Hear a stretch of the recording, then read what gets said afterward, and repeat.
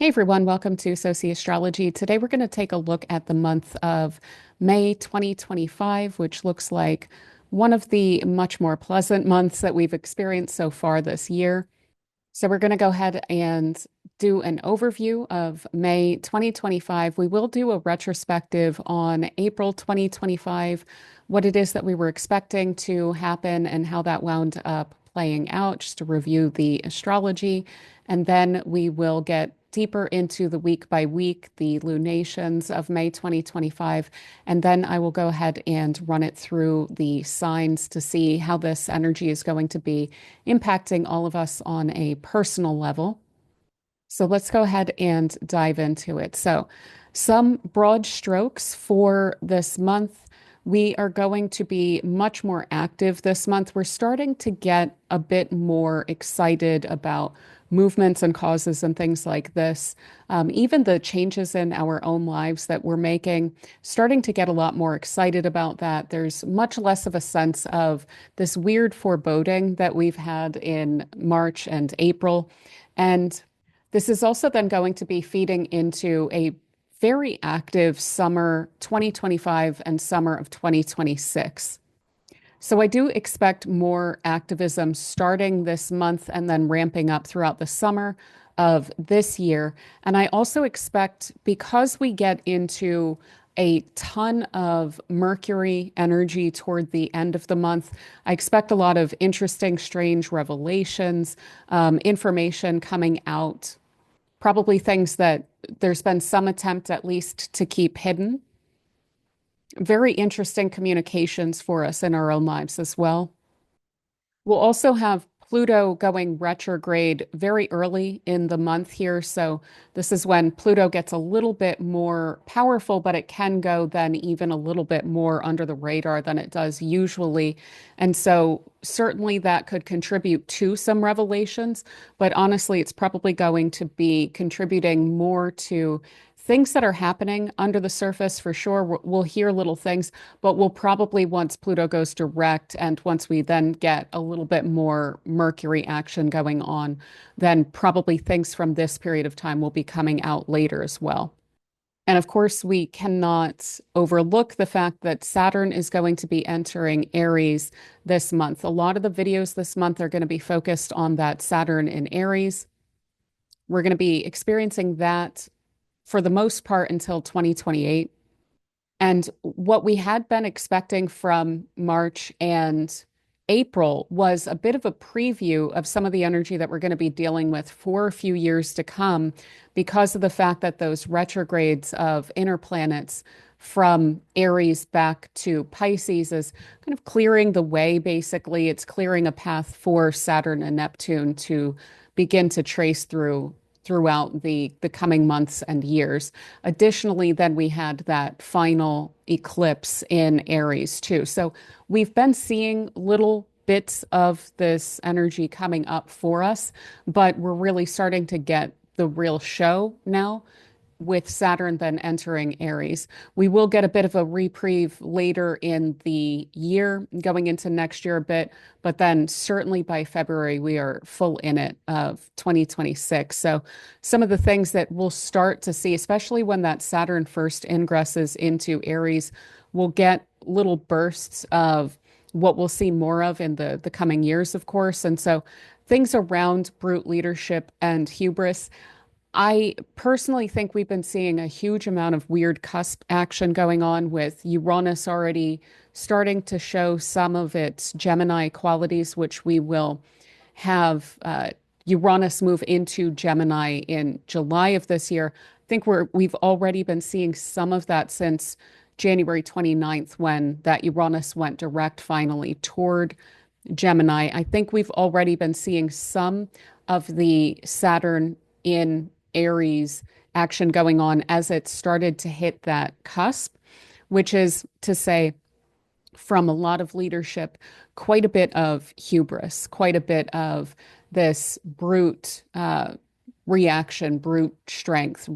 might makes right, basically. And we will see a lot more of that in the years to come on multiple sides.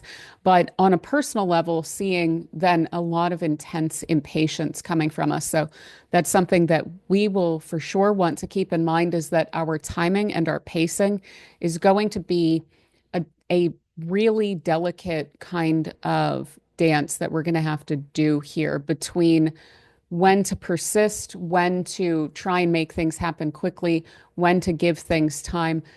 Ultimately, what it's going to boil down to is feeling both highly impatient and very rushed in the coming couple of years. So I know that that sounds very frustrating. I imagine that it will be, but we'll learn through the process by the end of it to work with it. So hopefully. Also, again, we still have Uranus headed toward Gemini, so I would expect more travel and communications disruptions.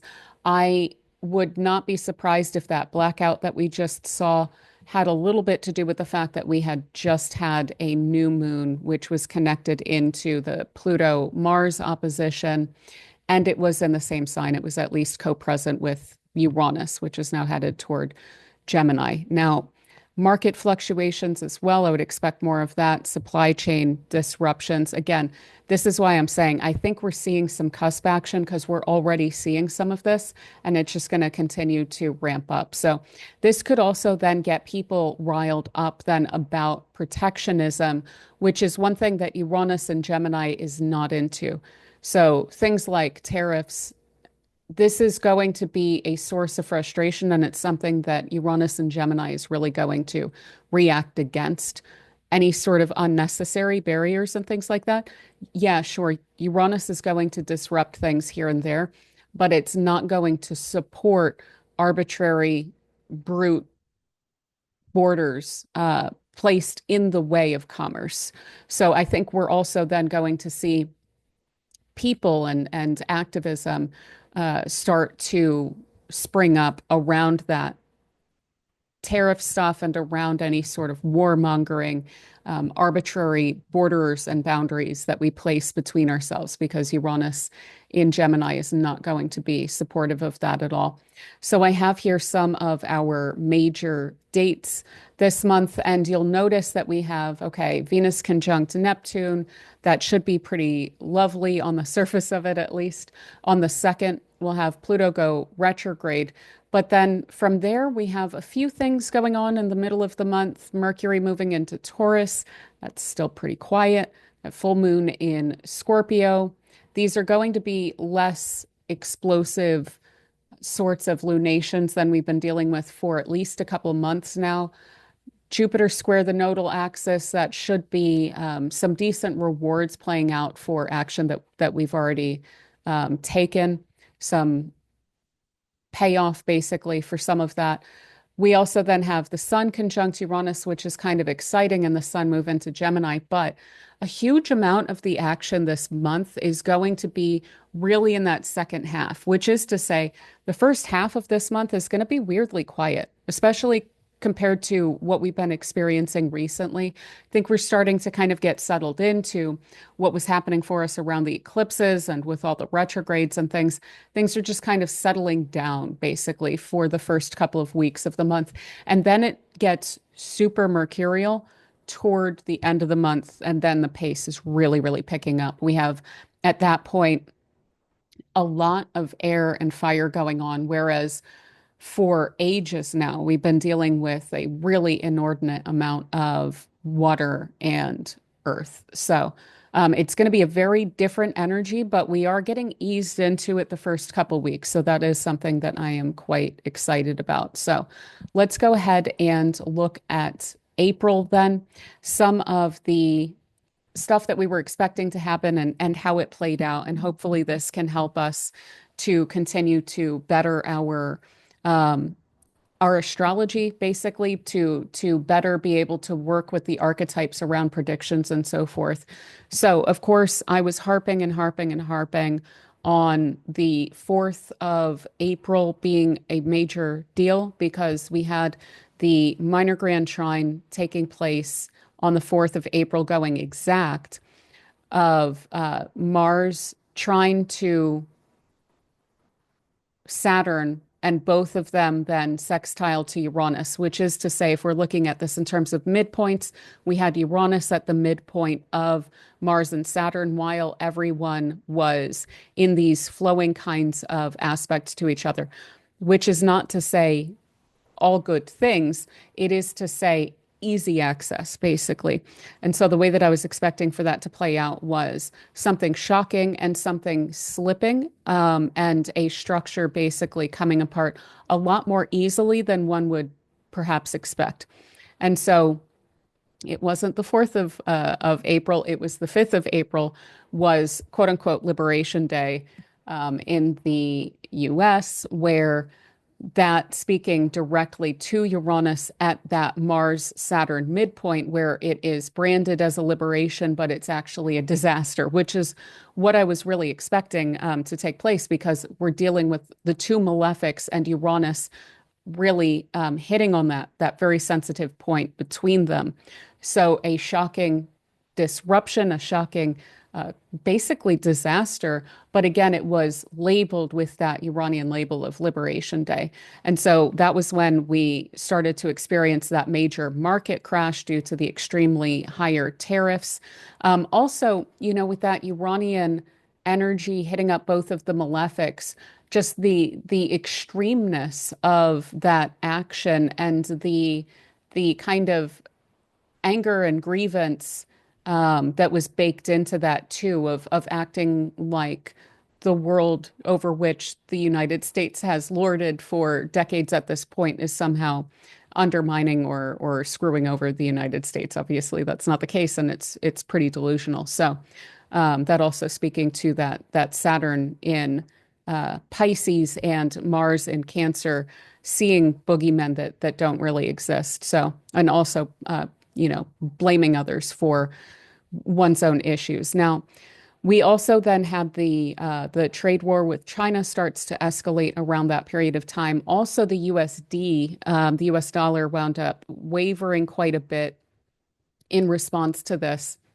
And not only was I harping on this configuration because of the fact that it was taking place during this time, but it was also in the Aries ingress charts for all nations.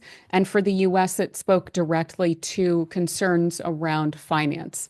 And it was basically running between the second, fourth, and sixth houses of the US, which is to say these financial houses, but then also that protectionism of the fourth house. So, and the fact that Uranus energy wound up then hitting that fourth house of the major fallout from this is full on the US side, because everyone else is basically figuring out ways to work with each other and work around this. So, also then recognizing that the home market, the US market, is not what people have imagined it to be. It is something that is quite different. And so then having that Uranus and Taurus in the fourth house for the United States for this year, really showing the reality of that situation and that the US market is not as valuable a tool to basically hold over the heads of other nations, clearly. Now, also then from that configuration, especially due to the trine between Mars and Saturn here, we were expecting some sort of authorization of force, which is then an increase, basically. And so we saw that with the executive order authorization to militarize the U.S. border, making the length of the southwestern border between the United States and Mexico officially a military installation, so that someone crossing a border, it's not just that someone's crossing a border, it's that they're invading a military base. And so that really ramping up that authorization basically around the border. And also then in order to Saturn and Mars trine authorization of increased force, this is also then to sidestep posse comitatus, which requires that the military not be utilized as a police force against regular people unless it is an absolute last resort.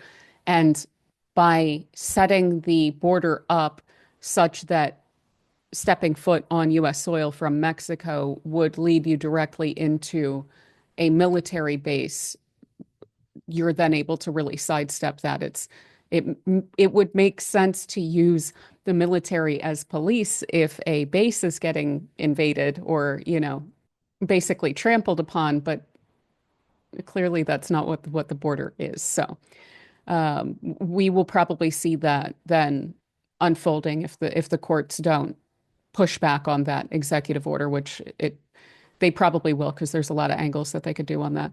Also, then with the retrogrades and direct motions of most of the planets over the past few months, but especially then of Mercury and Venus in April, we were expecting a lot of back and forth on issues, changing of minds after taking action.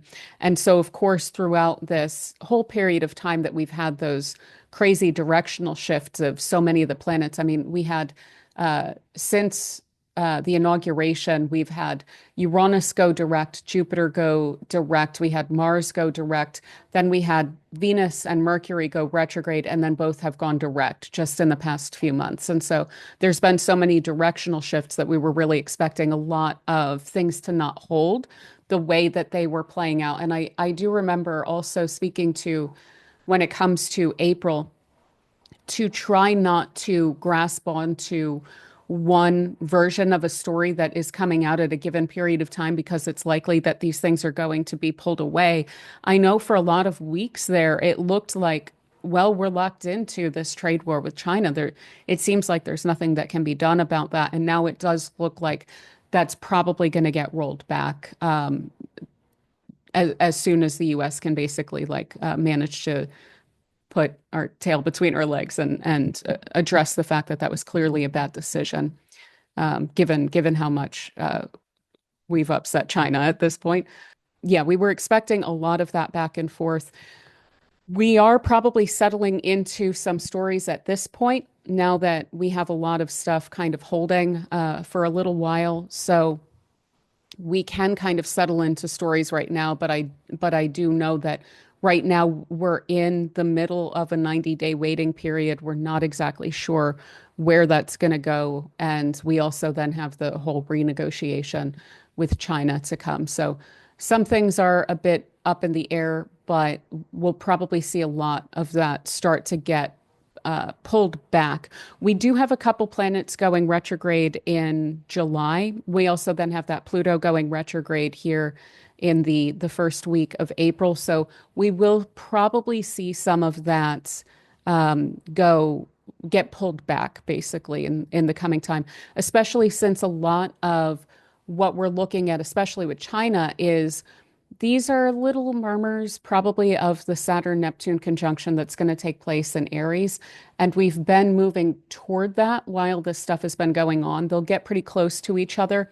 So there's probably going to be a lot of brinksmanship this summer. But then both of those are the planets that are going to start to go retrograde in July as the sun starts to move away from those positions and they start to fall retrograde. So we'll see how that goes, but I do think honestly that a lot of this is going to get pulled back for sure.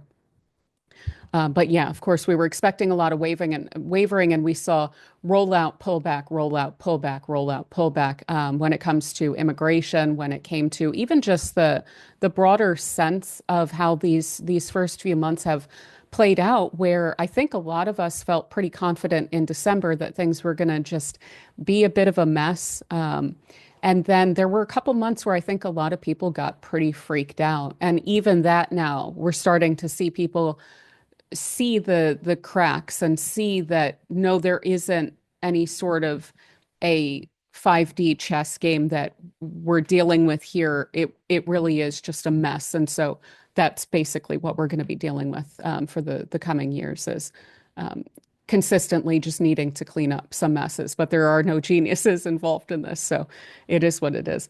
Now, also then we expected a continuation, like I was saying, of the airplane issues with Uranus headed direct for Gemini and taking part in that minor grand trine. We did see more accidents, especially the helicopter crash on the Hudson was not long after that minor grand trine as well. The one in the beginning of the month it looked a bit disastrous to me. Also, with Venus conjunct to Saturn, pretty much all month, we expected to see issues arise around diplomacy and aid, making this more difficult. And this became increasingly so with the Gaza aid blockade. That was blocked entirely then by Israel.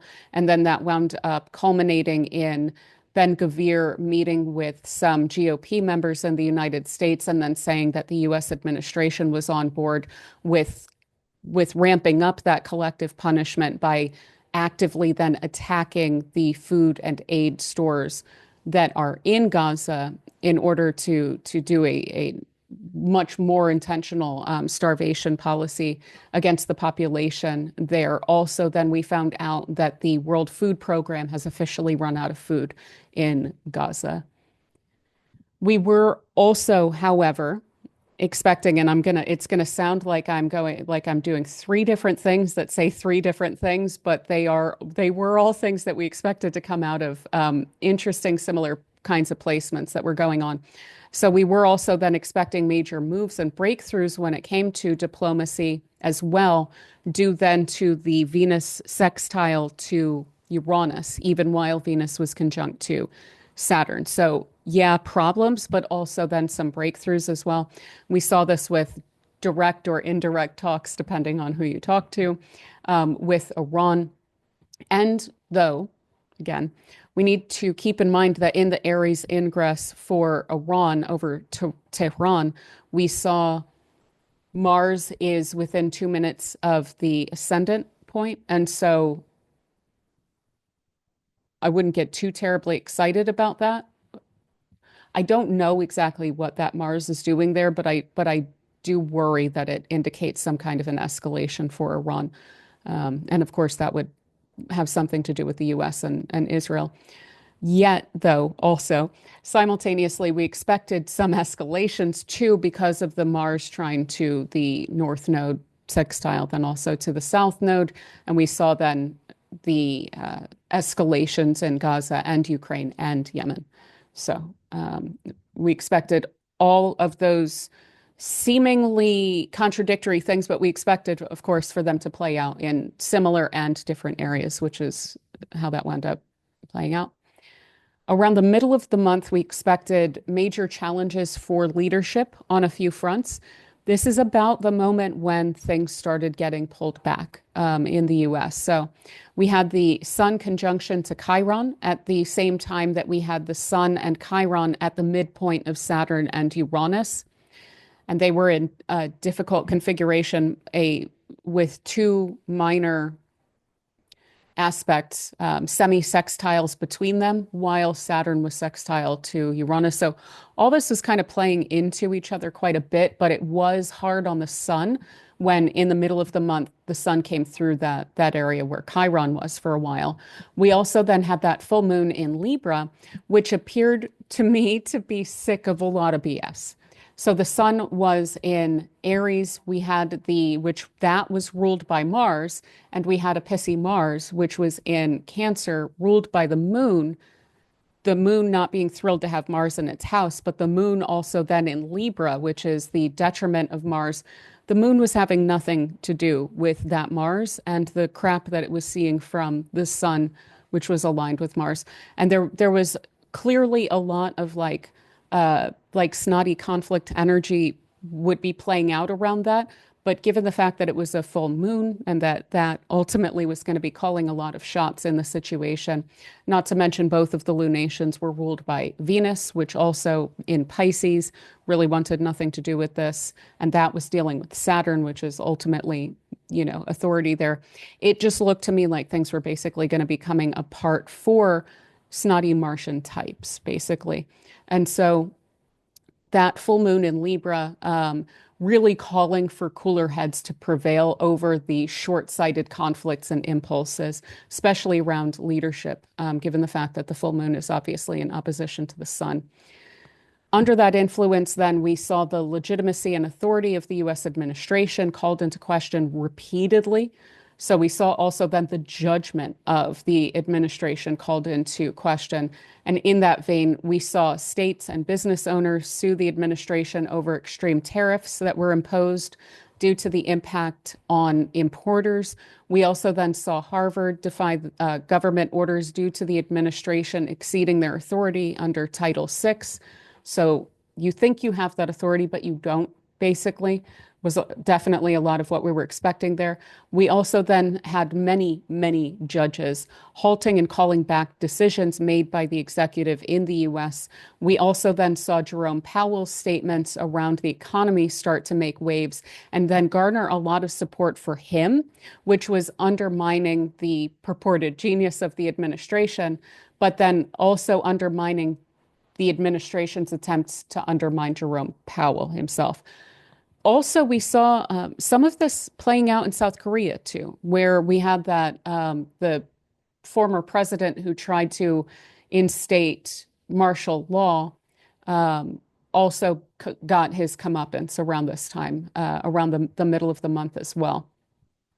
We also then saw under that influence a lot of urgency as expected around war and diplomacy. So that urgency being there was a specific timetable that was way more literal than I expected, placed upon peace talks. And then also around this time, there were stories around the US supposedly telling Israel that the US would not get dragged into a hot war with Iran too. So that kind of urgency and pushback and stress around peace talks, war and diplomacy and things like that. Of course, we'll see if that timetable actually holds, but definitely that spoke super literally to the urgency that was being seen then. Also, then around the middle of the month into the third week of April, with Saturn conjunct to the North Node, we expected to see matters blocked, major critical moments, fear around the future, difficult and upsetting events. We were expecting events that would upset a lot of people and decisions carrying karmic consequences, as well as movement along that anti-empathy kind of movement that is taking place in the world for some reason right now. We were expecting some developments along those lines too. And under that influence, we got a lot of Saturn North Node stuff. We saw a lot of movement around the decision to remove people from the US, and some consequences floated around that too, with a judge actually threatening to hold the administration in contempt for flouting orders. We still are in the mix of that for sure, which both North Node and Saturn, this is long-lasting stuff. So these consequences aren't going to go anywhere. Also, Bukele blocked the return of Kilmar Abrego Garcia, and that led to a lot of upset and intervention, then even by the senator of Abrego Garcia's home state of Maryland. The administration then also put out a lot of tweets around this time mocking the fact that people's lives were basically being ruined. So that being part of the anti-empathy stuff too. So we basically saw that whole thing, the fear of the future, the sowing the seeds of future karmas, the dealing with consequences of difficult actions, having actions blocked, all of that basically wound up playing out within the context of immigration issue right now. But then also we saw the Pope pass. That is pretty literal to a Saturn conjunct to either of the nodes in Pisces. So that was sadly to be expected around that time. And we also then saw in response to that, one, a lot of people being upset and a lot of fear of the future about who's going to be chosen as Pope, then coming from that as well. And we also then saw some developments within the anti-empathy movement gloating about the passing of the Pope, some of it coming from certainly the United States, but we also saw that pretty much across the board from the Israeli government was a policy that there was not going to be any condolences offered, which is shocking and not normal. So we also then saw, again, from quite a few people who are bound up with that whole anti-empathy movement, a lot of derision toward, who was the people's pope, basically. So Saturn North Node Pisces, this kind of a pope, and then seeing a lot of you know, hatred and backlash against that because we also then have Saturn there. So then we also saw many, many strong statements around the economy and deportations coming from US sources too, which indicated a major sea change domestically for the Trump administration as well, with his poll numbers then really plummeting. With the Mercury sextile to Pluto in the third week of the month into the fourth week of the month, we were expecting specifically further developments along the lines of the Hegseth leak issue. And this again was more than I actually expected. So it hit the nail on the head, actually, a lot more than I was expecting, where we then got not just more information about this issue as it stood, but then also many additional details about OPSEC, or operational security failures of Hegseth, and then also additionally his lack of control over the Defense Department and many leaks around the chaotic nature of that department under his leadership. We also then saw clarity for the US population and other, especially Western populations globally, about the reality of the supply chains and price gouging by Western companies, as people learned that the true cost of producing the goods that we pay for here are often a tenth or less of the price that we wind up paying. And so this brought up a lot of questions. And I'm speaking especially, you know, like the Hermes bags and things like that. The fact that Nike shoes cost so much less than we pay for them to make and so forth. We also then saw the merger, the approval of the merger, rather, under this influence, that Mercury sextile to Pluto of Capital One and Discover, which of course represents an extreme empowerment and unification of commerce exchange facilitators, basically, which is to say Mercury, Pluto, you know. And then the unification that often weirdly happens under Aries, because that took place with Mercury moving into Aries and sextiling Pluto in Aquarius, so the power of the networks and so forth. We also then saw around this time publication of information around what Musk's Twitter does to the reach of users who criticize him. So we saw some leaks around that where we were able to see full throttling of certain accounts, like, you know, the moments after, a day after, whatever, someone criticizes Musk and they have a big account. We also then saw the publication of details about a shouting match, a really big shouting match between Musk and Bessent, the Treasury Secretary, which took place in the presence of Trump and then also Georgia Maloney and the press. And so this looked to me like a mix between the sextile of Mercury and Pluto, along with the Mars-Pluto opposition too, that was taking place around this time. And then, of course, we had that square to the sun where we were expecting to see come to light Mercury and the sun here, a lot of really, really, really toxic behavior and people, and seeing that then come out to light. So it makes sense for both of those things.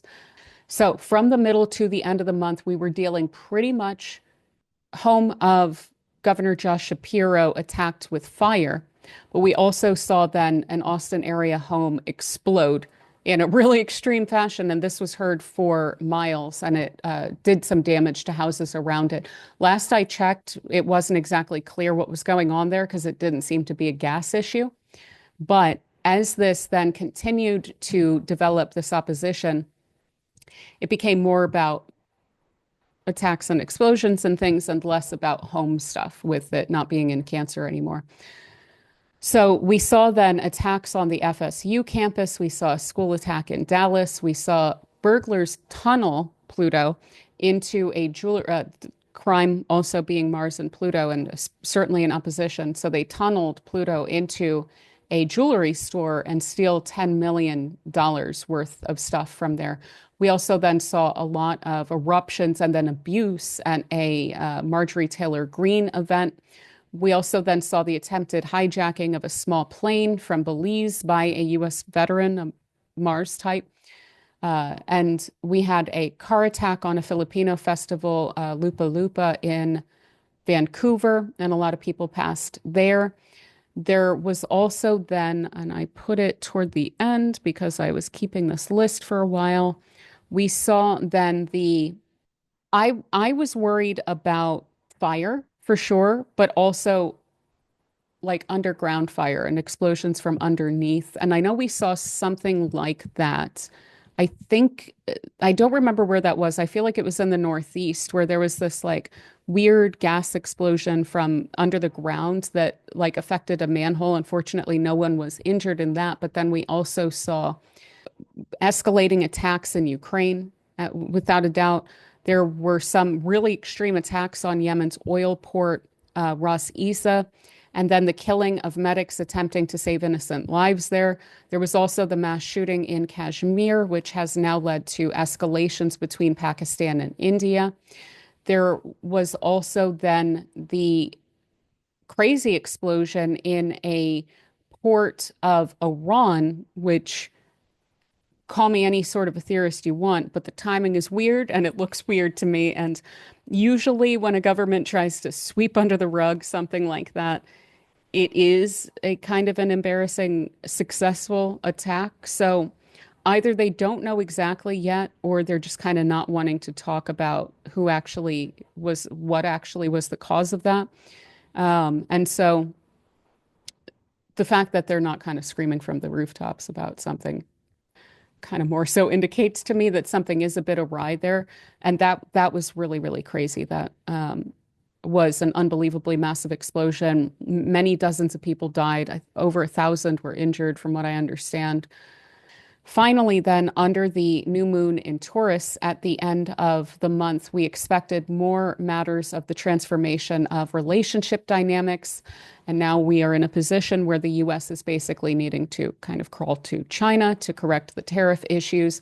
We also then expected matters of women or collective frustration to take place with that new moon in Taurus, and stories about deportations of women and their US citizen babies, along with the pronatal movement and this thing of paying women to have children, of course, less than the cost of even having the child at a hospital. But that all took place at the end of the month. There are a lot of stories around control of women and babies and things like this.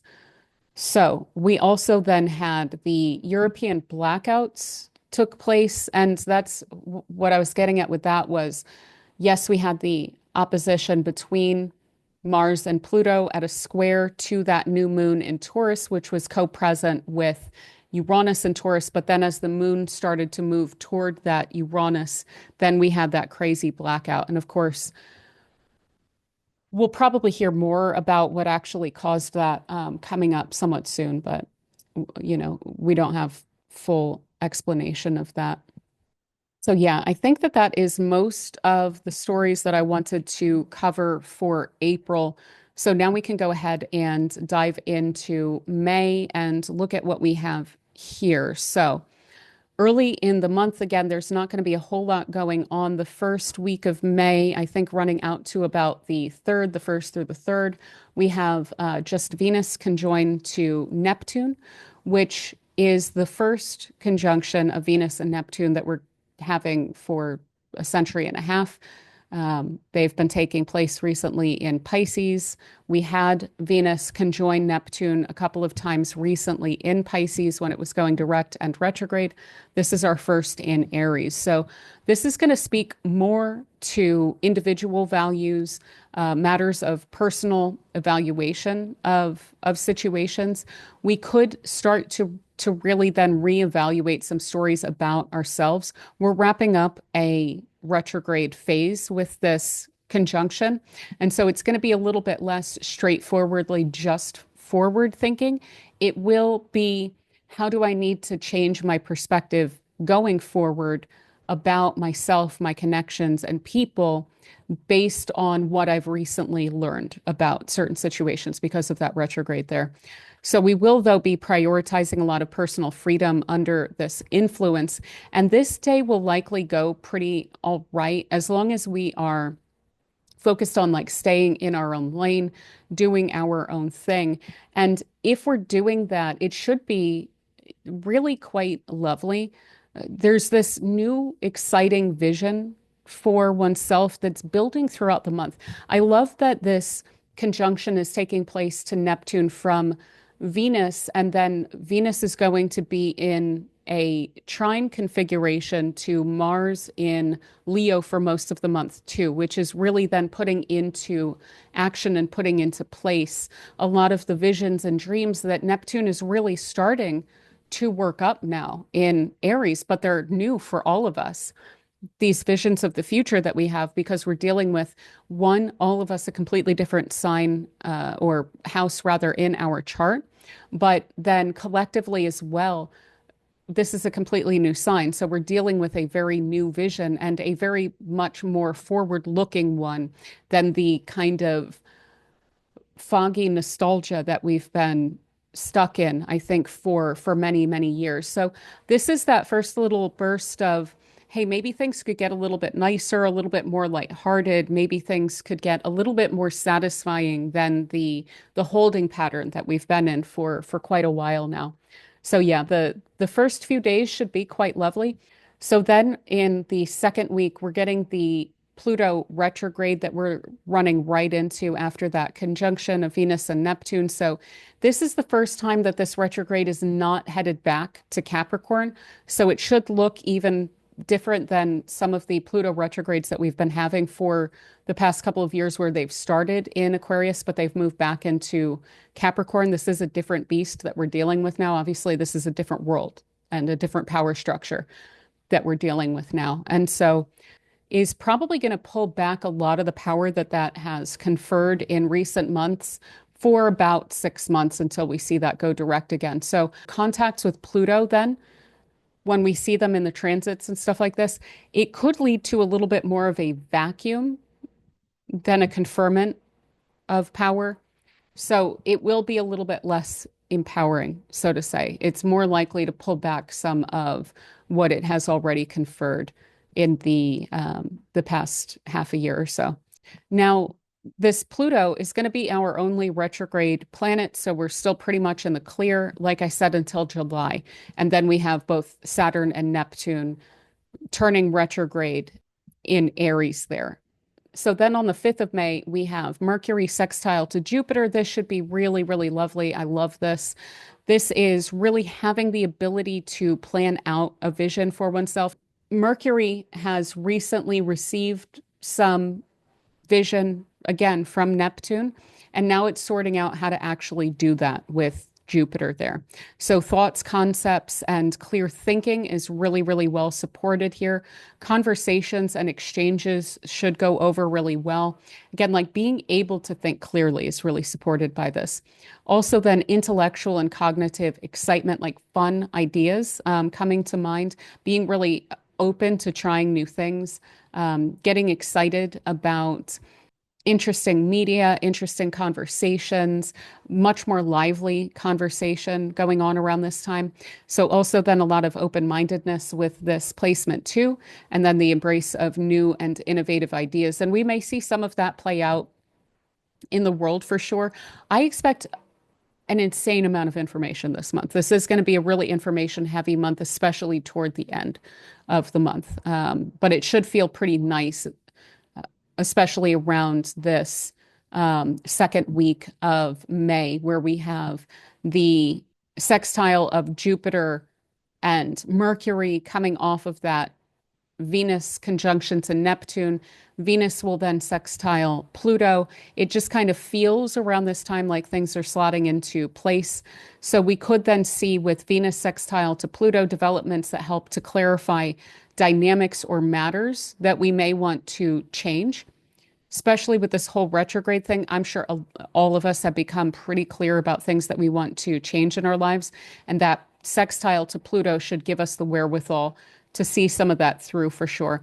So support for letting matters go that aren't serving us anymore. If there is anything that needs to be released, especially if it has to do with relationships or just things that you don't enjoy anymore, that sextile to Pluto should really help you to do that. So then we have Mercury moving into Taurus, which strangely in the middle of the month is going to have our thought processes and our communications become a little bit more grounded and to slow down a bit, which is the pacing of this month is also going to be a little interesting. It'll be steadily increasing, especially once we start to get into Gemini season for sure. But this is asking us to be a little bit more practical with our concerns, to speak a little bit more plainly and straightforwardly. There may be a lot of discussion and thought then around finance and comforts, and especially as we have that Mercury square to Pluto on the same day that we have a full moon in Scorpio. So that may stir some of that conversation up quite a bit. But with this full moon, then in Scorpio, we have flowing aspects running from this lunation to Saturn, and we have a conjunction and an opposition to Uranus. So the sun is on that Uranus side there, and we have an opposition between this full moon and Uranus. So we could have a sense here in an interesting way that certain structures are now not preventing changes. There's an allowance for change by certain structures during this time, along with an urge to do so, to make some changes. Now, that Uranus is still in Taurus, it's in a bit of a weird position. Saturn or Uranus and the moon, I'm sure, would rather be in each other's positions right now, but they are in communication, and there will need to be some changes, and there are some structures that are getting out of the way of that. So personal matters may be calling as well, really strongly for some changes for a sense of liberation, especially financial. So if we've been penny pinching for a while, this could have us breaking from that a bit. And we could also then see some personal breakthroughs around comfort and security personally or in relationships around this time too. So wanting to break free. And a lot of this is going to be financial. There may be some movement on the tariffs around this time for sure. There may be some agreement made or something to change that completely. And I'm not sure exactly which direction it's going in, but it does look like some sort of an authorization around a financial change that feels liberatory. And hopefully, I don't mean by that in a Liberation Day kind of a way, but that is what's getting spoken to here because this is the Uranus that represented Liberation Day when it was at the midpoint of Mars and Saturn. Well, the sun is coming to it now, shedding a lot of light on that. And then the moon is coming around to oppose what that was. So, and all of this then taking place still in a flowing aspect to Saturn, but not Mars. So it looks to me like we're probably seeing around the middle of May some movement along the lines of those tariffs. On the same day, we have a square between Mercury and Pluto taking place here. So we have some attempt then to control information. There could be a crisis around a leak or something like that. We could also see some verbal undermining here and possibly a need to just kind of sweep that under the rug and just see it for what it is and just take it and not worry about it because others will probably see it for what it is too. If someone is being pretty undermining in their words, it's probably not really going to be worth it to try to push back on that around this time. So we could then also, on a personal level, really be thinking through matters really thoroughly around this time, especially if this is requiring some sense of deep introspection and tapping into our own physical intuition. So feeling things in our bodies, feeling the vibe basically of certain situations in our bodies. If you get that kind of a physical tingling, so to say, intuition about certain situations, I would really believe it around this time for sure, because this is that full moon. That full moon is in a very intuitive sign of Scorpio. Plus, we have that square between a retrograde Pluto and that Mercury in Taurus, which is going to be understanding information through the body and through the senses, basically. So I would really listen to your body and what it's telling you about certain situations around that period of time. Jupiter on the 15th will also then be at the bendings of the nodal axis. 15, if you use, I believe it's the mean node, it's basically this kind of broader period of time. There's also a different calculation for the north node, but let's just call it the middle of the month. So we have likely a correction going on here, which is nice. So rewards for past action, but also then the cleaning up of past actions. So especially with this taking place with the South Node in Virgo, Jupiter in Gemini, these being Mercury ruled, and then we have that Jupiter ruled North Node in Pisces, and we're dealing with Jupiter here. So what are we dealing with? We're dealing with the whole Mercury Jupiter axis here of the mutable planets, information, procedure, big picture, little details, things like this, communications, philosophies, beliefs around things, sorting that all out. So if there's been something that was procedurally wrong, where you did something correctly and there was, for instance, a clearly incorrect interpretation of a contract or something like that, then I would expect for things like that to go correct. Also, if there have been deceptions or things like this, that will also be corrected by this for sure. And an idea also that was overlooked could also wind up coming up again now to finally get its due and finally get some consideration. But this being at the bendings here, it should go over pretty decently. Also, around this period of time, the moon will be coming across the southern bending. Jupiter's at the northern bending, but it will get an opposition from the moon around this period of time too. So that should be super fascinating, middle of the month there. Also, then we're going to get the conjunction of the Sun and Uranus finally on the 17th. And this could play out as some very weird events when it comes to leaders, leadership, world leaders, people with a lot of clout. So even celebrities and things like this, politicians, people who are known basically with the sun there, solar figures. So we could see then some issues, misconceptions, some adjustments that are required, those coming to light. And I kind of wonder if this has something to do with the tariffs, where it's like it's becoming abundantly clear that those are not sustainable. And so then there's a requirement to make an uncomfortable adjustment, but it is allowed. And then maybe there's some snotty words that go along with that.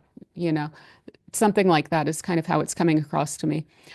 On a personal level, this is going to come across as a very fun energy. So wanting to have fun, wanting to shake things up. Again, wanting to feel very liberated in our spirit and our energy with the sun there. More clarity too around the economic missteps that we've seen over the past years since 2018. Next year, it will be in Gemini. So this is the last conjunction of the sun to Uranus that we're getting. Uranus has been in this place since 2018. So, and interestingly, that may be around the time when we had those very first tariffs against China. So again, this may just be a really full circle thing here where we're not just dealing with the tariffs that have been put in place this year, but it may actually speak to that first term as well, and the tariffs that we've been doing pretty much since then. Right. So moving on to the fourth week of May, on the 18th, we have Mercury square to Mars, and the moon will be taking place around this time as well in a T square with this, because the moon on the 18th, it's going to be running through Aquarius. So we will get a T square between the moon, Mercury, and Mars around this point, which is going to amp up that square between Mercury and Mars. So I would say, for one thing, determination and drive to see a matter through is definitely going to be there for sure.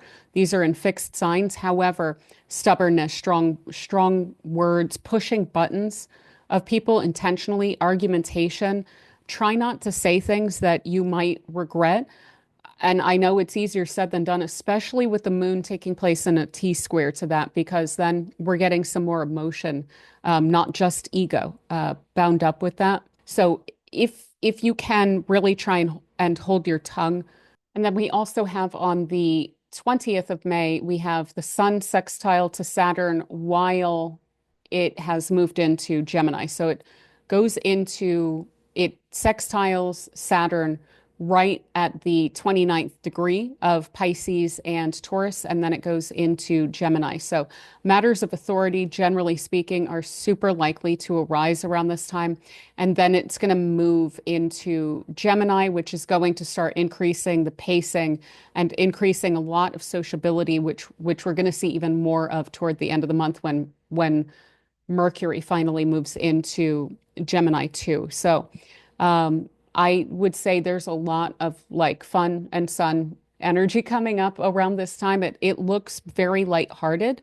And it's also a great time to be communicating with people. So if you are extroverted, even if you're not, you may really enjoy extroverting around this period of time. Now, also on the 22nd, then we are getting the exact trine between Venus and Mars. That's been building up throughout the whole month, though. So, in terms of the way that this plays out, the timing of it is going to be pretty broad. And this is going to have us feeling really quite expressive, possibly even quite amorous. These are in fire signs, so it should just be, again, this is going to contribute to a lot of the fun and lighthearted energy that we're going to have throughout the entire month here. So really great time for taking action and any sort of imaginative projects where you're really like putting your spirit into it.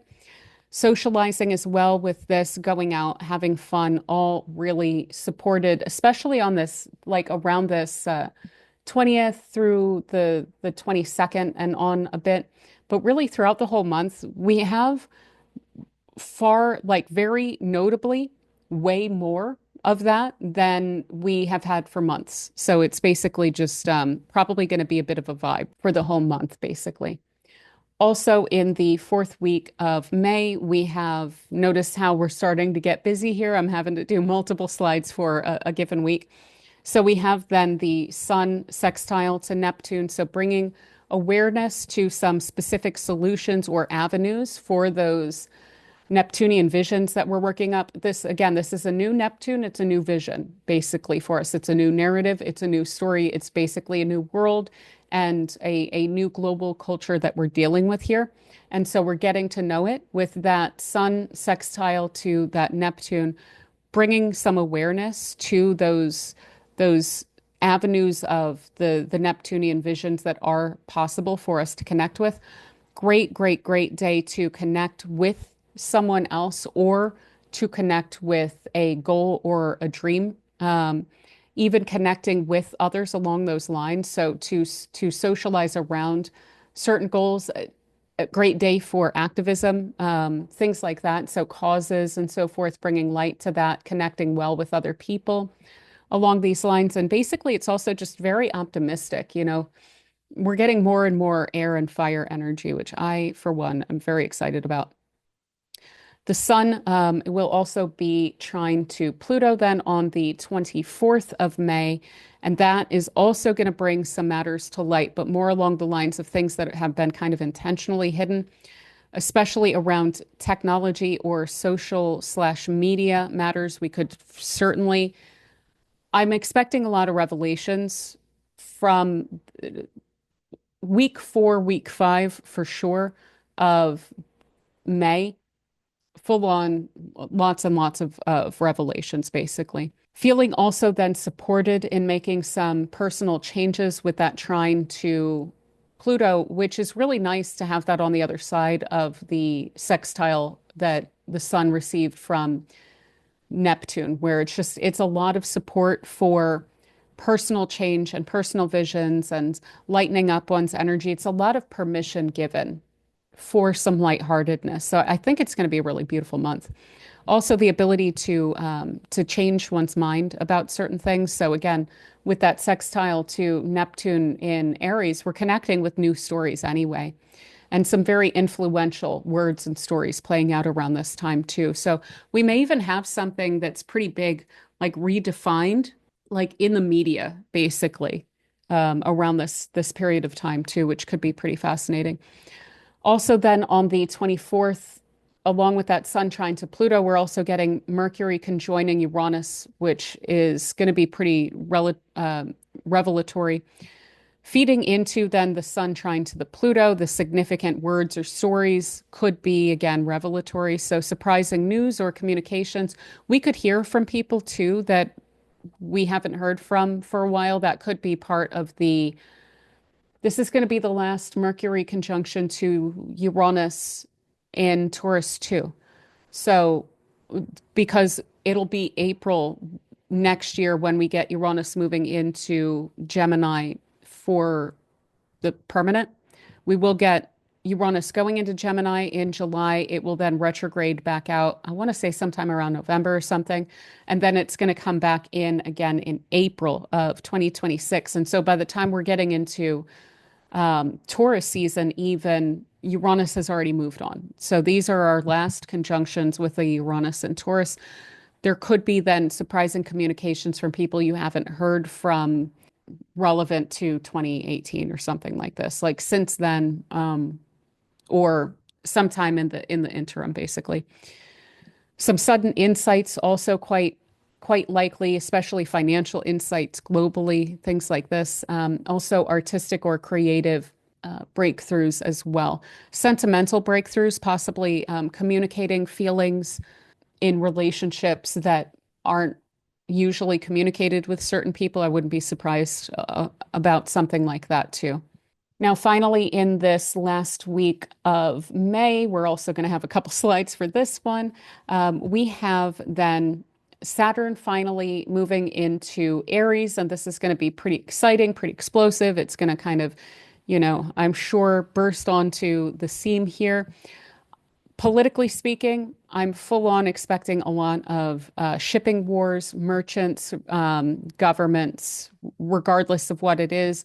We can basically already see that to an extent in the world, but I'm sure we're going to see more and more of that, of some tit for tat for sure, but also we do see the US with Panama, with Greenland, with the movements around Yemen as well. There's excuses around that, but those are shipping lanes. So the fact that we're doing all of that at the same time does seem to indicate that there's an attempt to exert a lot of hegemonic power over global shipping lanes. So I would expect to see more of that for sure. A lot around military industrial complex. Again, I think we're dealing with some cusp action because we're already seeing some of that. Also, with Saturn moving into Aries, we are dealing with a major matter of simplification. So both of these energies will want to simplify matters in their own ways. So again, we're going to get pacing issues for sure. Both of these will really want to, especially when it comes to bureaucracies and things like this, to just simplify matters.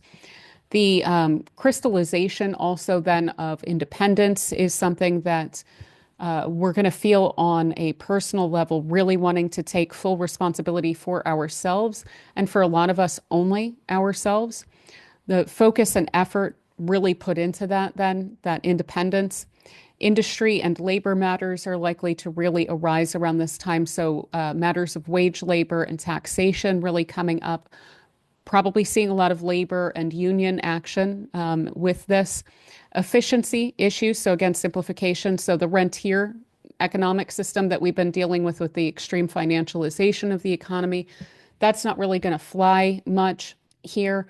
We'll still see some of that we're dealing with Pluto in Aquarius. There is a bit of a rentier problem there of basically middlemen that take their cuts, and therefore things are insanely more expensive. That being one of the big things with the extreme profits. The extreme profits are being captured by companies that are unnecessary to the process. All they put on something is a label. Something's manufactured in China at a specific facility that is not owned by that company. A lot of the R&D is getting outsourced and things like this. And then you slap a label onto something. And then the consumer is also very important in that because you need someone to buy it. But if you were to get that middleman out of the way, also when it comes to tariffs being a middleman that's expensive and unnecessary, things like this, Pluto in Aquarius might allow for some of that, but Saturn in Aries is not going to be super happy about that. There will be attempts to do things like that, especially like top heavy things, exertion of major like heavy control and stuff, but it's just not going to work.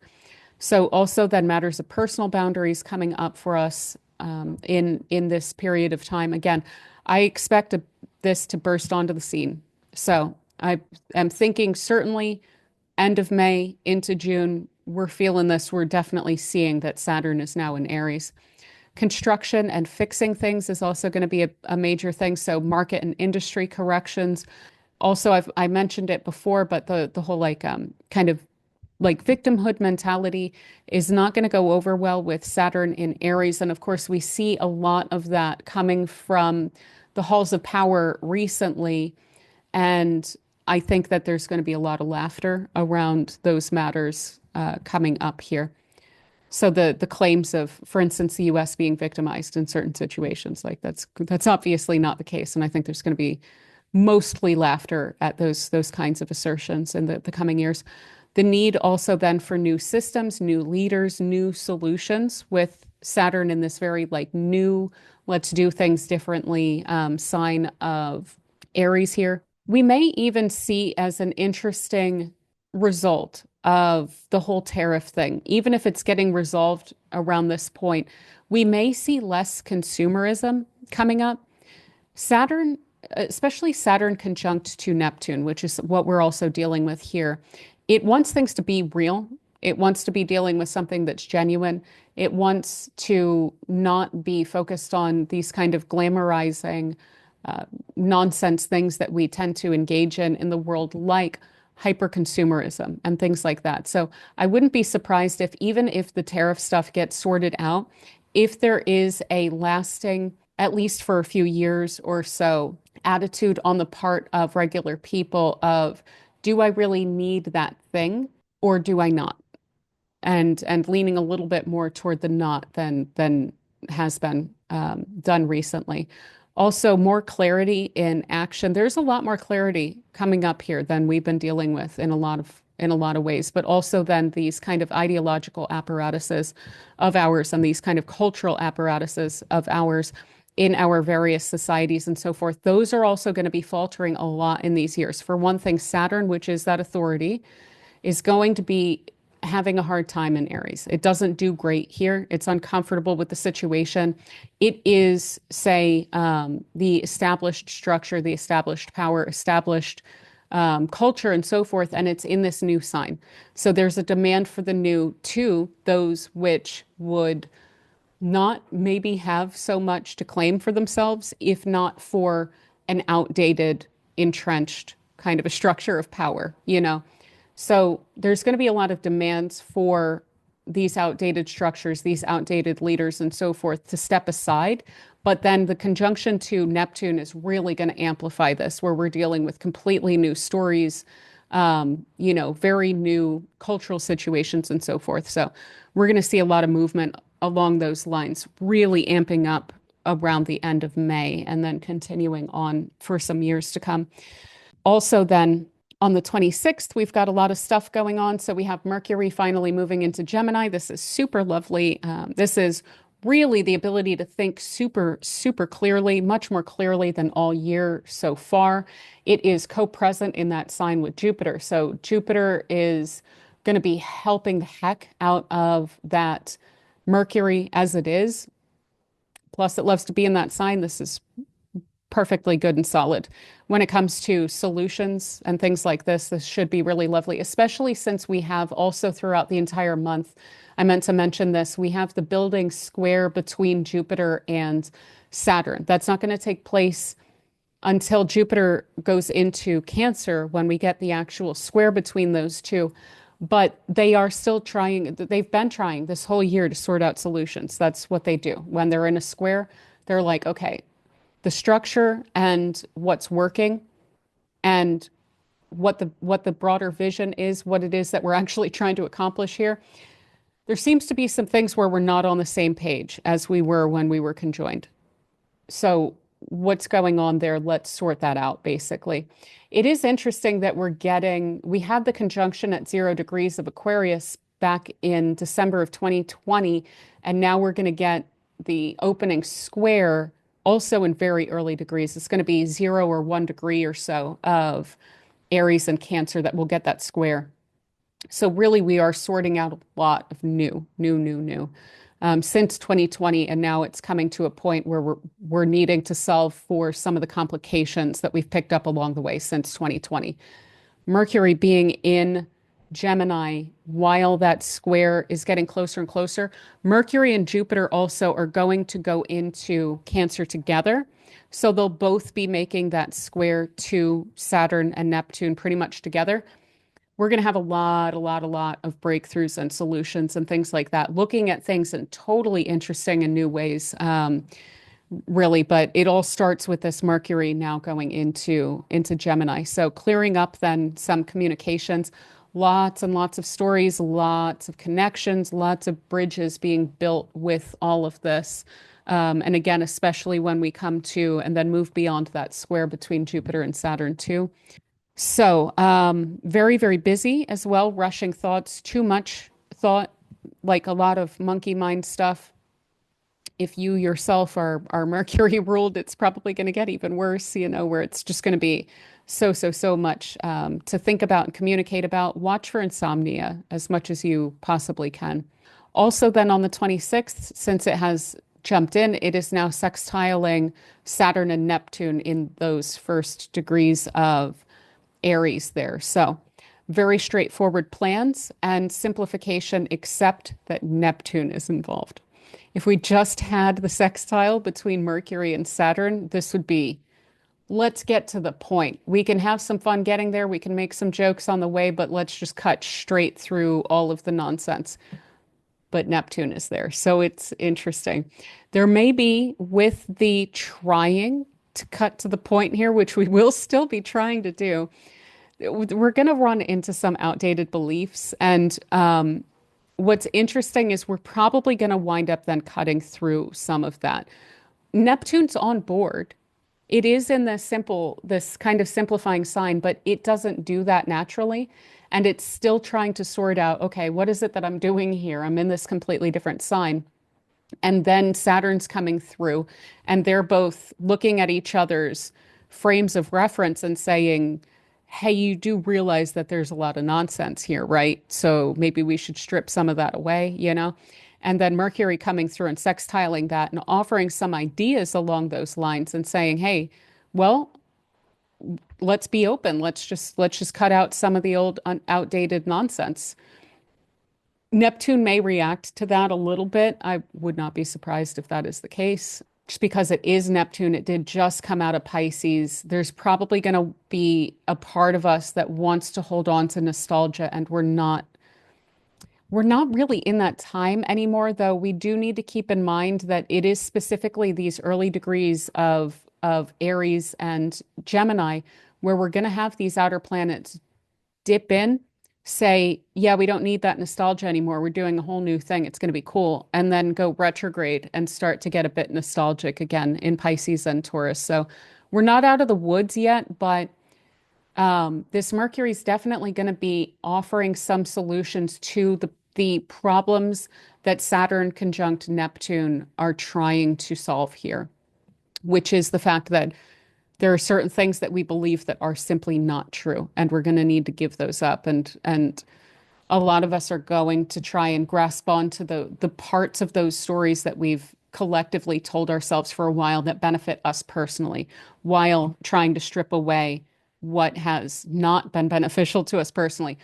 The ultimate truth of it is the stuff that's not true, it's going to have to go, regardless of whether or not we're comfortable with it or not. We're dealing with a new situation. So we can't hold on to the past in the years to come. And we're going to really get a lot of glimpses about what things are going to look like in this time. So I would be paying attention and try to lean in that direction because we're going to be tempted later in the year to retreat and to regress, basically. And it's long term, that's not going to work. Now, also then, the next day or so, I think it's still the 26th, it looks like in the US. We have the new moon in Gemini here. It looks like it's at 3:02 a.m. Universal time in the morning. So a.m. in the morning. So this one to me, I got to be honest. When I look at this, it looks excited, but it doesn't look that loud in the way that the lunations have looked in recent months. There's a lot of flowing aspects here. The only hard aspects are being applied by Jupiter, which is fine. Everyone else seems to pretty much be in agreement, and we don't have a scenario like I was looking at a minor grand trine, which is that configuration of all those blue lines where you have a trine here between Mercury, Sun, Moon out to Pluto, and then you have sextiles from Mercury, Sun, Moon down to Saturn, Neptune, and you also have sextiles from Pluto to Saturn and Neptune there. It's a nice configuration. Specifically, what I didn't like about the one that was in early April was that it was where Uranus was in agreement with, but also triggering both of the malefics. We don't have a situation like that here. So this looks pretty quiet to me, even though we're dealing with active signs. So we will be active, but it should be pleasant, which I love, and I definitely can't disagree with that. This is going to be ruled by, this lunation is ruled by Mercury and Gemini, which is right there with the sun and the moon. Applying that conjunction to the sun, applying a trine to Pluto, separating the conjunction from the moon because the moon is moving on and it's throwing sextiles to Saturn and Neptune. Really, really lovely in my view. Now, interestingly, the only aspect, the only applying aspect to the sun and the moon is from Mercury to the sun. So from the ruler of this lunation to the sun. So again, this is all about communications, information, things like that in terms of where it is that we're moving when it comes specifically to this new moon and what it's representing to us. There's going to be some other side stuff that's going on, but when it comes to the matters where it's a bit broader, we're dealing with like about a week, of major energy lasting with that new moon, that new start. It really is full on. We're doing fine with everything, but we're focused really heavily on a Gemini and Mercury here. That's pretty much all we're dealing with when it comes to new beginnings. So again, to me, it looks quite pleasant. Additionally, this moon is 14 degrees from its next applying aspect, which is to say it's a full day away from its next applying aspect. So there's a lot of stuff. Again, this just looks really quiet to me. Again, there's going to be a lot of communication, but it's not going to be the most like screamy, kind of a thing. It's going to be more so focused on, okay, we have that square between Jupiter and Saturn. We know that there are certain things coming up about beliefs and structures and finance that are still needing to be sorted out. We need to come up with some solutions there, but I still feel even in that, like we're a little bit understanding of the fact that we don't have all the solutions right now and that they're going to have to come in time. So I think that this lunation for us collectively and personally is going to give us some pretty important insights into any ongoing logistical or strategic or planning or productive matters that have gone unresolved over the past year or so, with that Mercury in Gemini hosting Jupiter and then basically Mercury then holding Jupiter's hand as they go into Cancer to make that square to Saturn here. Rational considerations are really getting sorted out here, but the energy behind the why, that's what I don't see coming through necessarily until next month when we get Jupiter moving into Cancer. Because we're still, until it goes into Cancer, we're not really dealing with the crux of the issue between Jupiter and Saturn there. So this is a great time to calmly get things done. Again, only Jupiter's making hard aspects. That's fine. We have during this time probably some quiet revelations around cultural control matters, why things are the way that they are socially. But again, I don't think we have the full picture. This is going to build until Jupiter squares that Saturn Neptune conjunction, basically. But yeah, it looks nice to me. Both these lunations look perfectly fine to me this month. Then finally, at the very end of the month here, we have Mercury trine to Pluto on the 27th. So potential, again, release of information here. Clarity also around matters of power, especially of networks or over societies, with that Pluto in that networked multinodal sign of Aquarius, where it's taking into consideration that social spread, basically. So influential statements also very likely to be made around this time. Technological breakthroughs as well, or communication also throughout this period of time. And then instantaneous understanding or clarity could come through. And that could be through some potential release of information, another you can't put the cat back in the bag kind of a moment there. Finally, at the very end of the month, on the 30th, we have the Mercury cazimi. So again, potential release of information, important stories, or clear statements. It's really just going to play into, we have this revelatory energy throughout the whole end of the month, and it's just ramping up, ramping up, ramping up to that cazimi, where we may see a major burst forth of some of the information that has been kind of controlled around the edges of some releases that we've seen. But yeah, like I said, at the end of the month, we're dealing with a ton of fire and air. It looks really nice to me. That trine between Venus and Mars should have us really feeling like we're clicking, feeling like we are able to enjoy the action that we're taking, basically. There's a lighthearted feeling this month, lots of revelations, like I mentioned. Some of the outdated structure is going to be continuing to come apart as we get that conjunction tightening up between Saturn and Neptune, which will complete next February. And then, yeah, we have the square between Jupiter and Saturn getting closer and closer over this month, but not quite completing yet. So that's still something that is building up, is questions around inflation, around potential stagflation, around economic concerns and issues and things like that. But yeah, I think that is pretty much what I have for us for May. I'm looking forward to it. So thank you all so much for being here. Before we get into the sign by sign, since I know that we tend to jump to timestamps and then go our own separate ways, I do just want to thank you so much for being here, joining me here, spending this time with me. And if you don't mind hitting the thumbs up button, if you enjoyed the video, I would greatly appreciate that. That helps the video to spread. It helps the channel to grow. And do please consider sticking around by subscribing. I would love to have you here for future videos.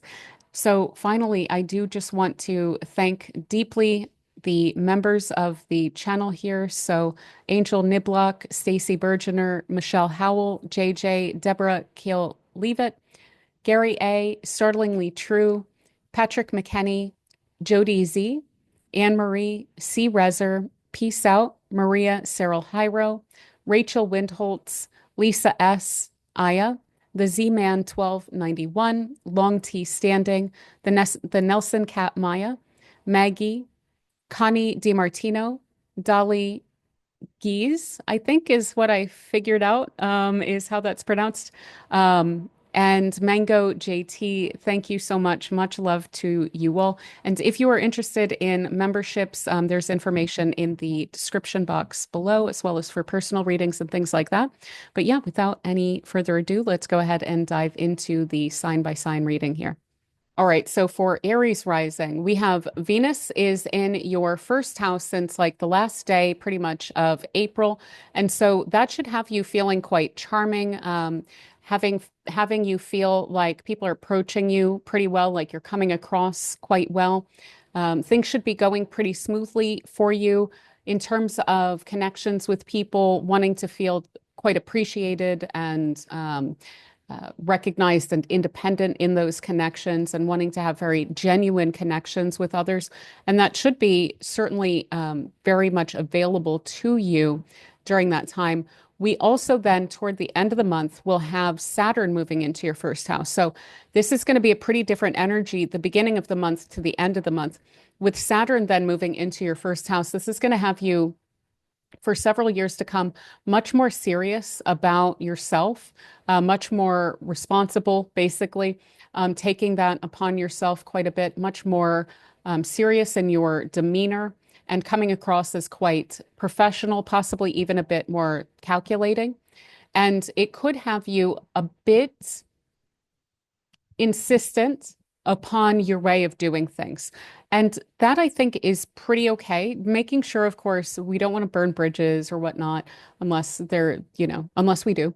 But with Saturn in that first house, you may really want to just go for it yourself because we are dealing with a Saturn in Aries here, and that's in your first house. You may really desire to like create a structure around yourself that isn't beholden to anyone else.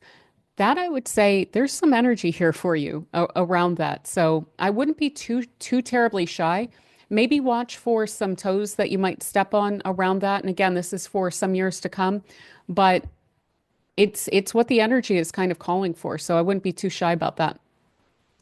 Also, then we'll have Pluto go retrograde in your 11th house. So we may see some benefits or some connections or things like that that your friends have made or that you've made through friends or something. That may seem to slow down. It's just the retrograde. I wouldn't freak out about it. It will go direct again in that house and for a while to come. So you should still have more and more and more connections to people who are definitely in a position to be able to help you. So don't worry about that. If it seems to be slowing down a bit during this month, it should be fine. That should start to behave as normal again, starting late this year when it goes direct again. Mars will also then be in your fifth house, which is going to be playing into that Venus in your first house as well, which should be just really, really, really wonderful. That is really nice. So those two are going to be in a trine to each other. Venus will be in your first, Mars is going to be in your fifth. When it comes to your self-expression, when it comes to you being yourself, you doing what it is that you enjoy, you're going to have so much energy for it. And you're going to be really like go-getting about that.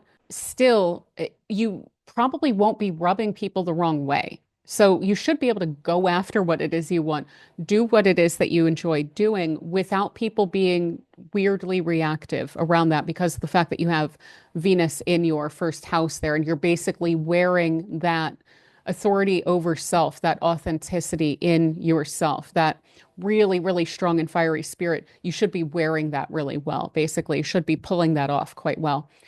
So that's super lovely. Lots of focus on if you have children, they're going to require a lot of energy and effort and stuff like that, but it should still be pretty satisfying.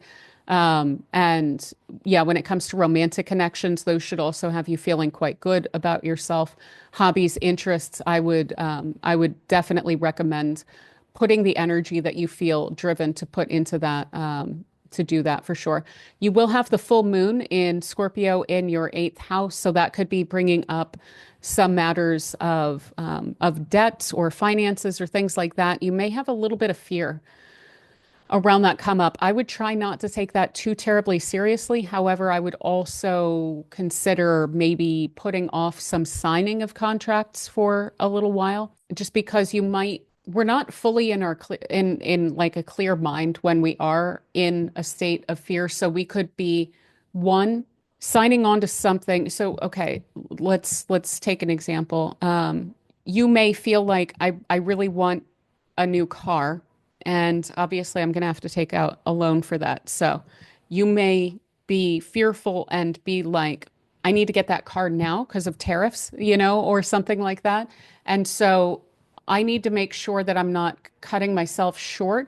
I'm going to go for it. I'm going to get pretty much as big a loan as I can reasonably at all and stretch myself to get that loan because then the car will last longer, blah, blah, blah. It's like a good long-term investment, right? And doing that then out of fear.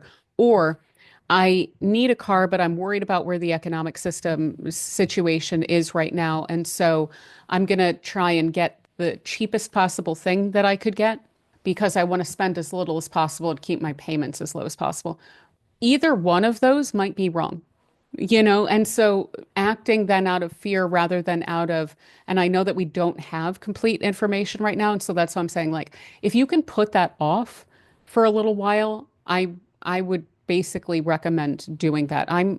I am personally a little bit fearfully doing that myself, where there is a big purchase that I probably will need to make kind of soon. And I'm like, oh man, these tariffs are like real. It's gonna be from China, and so I'm kind of nervous about where the price is gonna go, but I'm trying to basically like just be cool and hold out and try and make the best decision. So that's what I would recommend if you need to make a purchase around this time, or maybe give yourself a little bit more room when it comes to timing if you can. Also, then the last bit of Jupiter in your third house. So you could see the wrapping up of a lot of communications or information. There could be some decent documentation and things like that. I would say toward the end of the month, once we're a bit more beyond that full moon, if you want to make a purchase, especially if it has something to do with like a car or something like that, at least astrologically speaking, I'm not a financial advisor, but at least astrologically speaking, having that Jupiter still in the third house while you get that new moon in the third house with Mercury in the third house, all of that being in Gemini, that's not bad for electing to do something like that. But yeah, communication should still be going over quite well. And if you need to ask for something or you need to document something, I would try and do that this month because then we're going to have Jupiter move into your fourth house. And it won't be here to necessarily help so much with communications and so forth. But yeah, that new moon in the third house, while we still have Jupiter there and Mercury there, the end of the month is going to be very, very communicative, quite busy, a lot of connecting with people around that time. But yeah, I think that's pretty much what I have for you, Aries rising. So thank you so much for being here, and I will see you later. So for Taurus rising, we have Venus in your 12th house. And so for you, this may actually be a month where you enjoy spending time by yourself and with your family and more focused on that than on the socializing aspects that we're seeing for a lot of people throughout this month. So with that Venus in your 12th house trying to Mars in your fourth house, it looks to me like you're probably going to be pretty busy on doing things, again, either with your family or on your own at home, around your home, things like this. So focusing quite a bit on that then, probably to some extent of exclusion to socializing out in the world quite as much as a lot of other people are going to be doing. Now, you also then at the end of the month, you will have Saturn going into your 12th house. And so this could also have you feeling kind of subconsciously a little bit more serious. There may be a sense of getting very serious either about spiritual matters or subconscious matters, matters of psychology, and things like this. But you may also feel a bit like there is kind of a damper put on your energy where you're not quite able to place why. And I would highly recommend utilizing this to spend some time studying philosophy or spirituality or something like that in order to give it something else to do because Saturn can definitely put a bit of a damper on things. And to have it in your 12th house, that's a place of, generally speaking, your subconscious and things that are a little outside of your control and so forth. So you may feel that kind of coming up in your energy, that seriousness. And if it does, again, I would just look for a way to provide that more of an outlet. And I will be publishing a video about Saturn through the houses. So we'll talk about that soon more. But Pluto will also go retrograde in your 10th house. So if you feel like you've been making quite a bit of strides in terms of your sense of control over your public image and things like this, so in your working life and so on, over the past couple of years, you may feel like that is slowing down a bit, which would make some sense if you are spending a lot of time focusing on family and personal stuff and so forth. And that in terms of timing looks pretty okay to me. It looks pretty solid. I wouldn't worry if it feels like some benefits are slowing down a bit. They will catch up again. It's just that Pluto that's in your 10th house, which is a very significant transit that is slowing down right now. Also, then you're going to have a full moon in your seventh house. So this speaks to your close relationships. And there could be a need to address some concerns along those lines of prioritization of yourself and others, and, you know, where the information is, where the energy is flowing, and so on. So that could certainly come up again. That may have to do something with the family relationship or a very strong connection. There may also be questions then coming up about investments with Jupiter is wrapping up its cycle in your second house, which could be quite nice for finances and hopefully has been over the past year or so. And if it hasn't, you should be getting the results of a lot of that now-ish, basically. But you may feel this last little urge with that new moon, then also in the second house, while Jupiter's wrapping up its transit there, to spend some money on something that might be a bit spontaneous. I would just definitely think that through before committing to something. Typically, an investment or a purchase is going to go over pretty okay with Jupiter in your second house, but it could also be a little bit impulsive, and it could feel great to do something like that, but it might just be worth asking whether it's necessary or something like this to make some material thing purchase, basically. But yeah, I think that is pretty much what I have for you, Taurus rising. So thank you so much for being here, and I hope you have a wonderful month.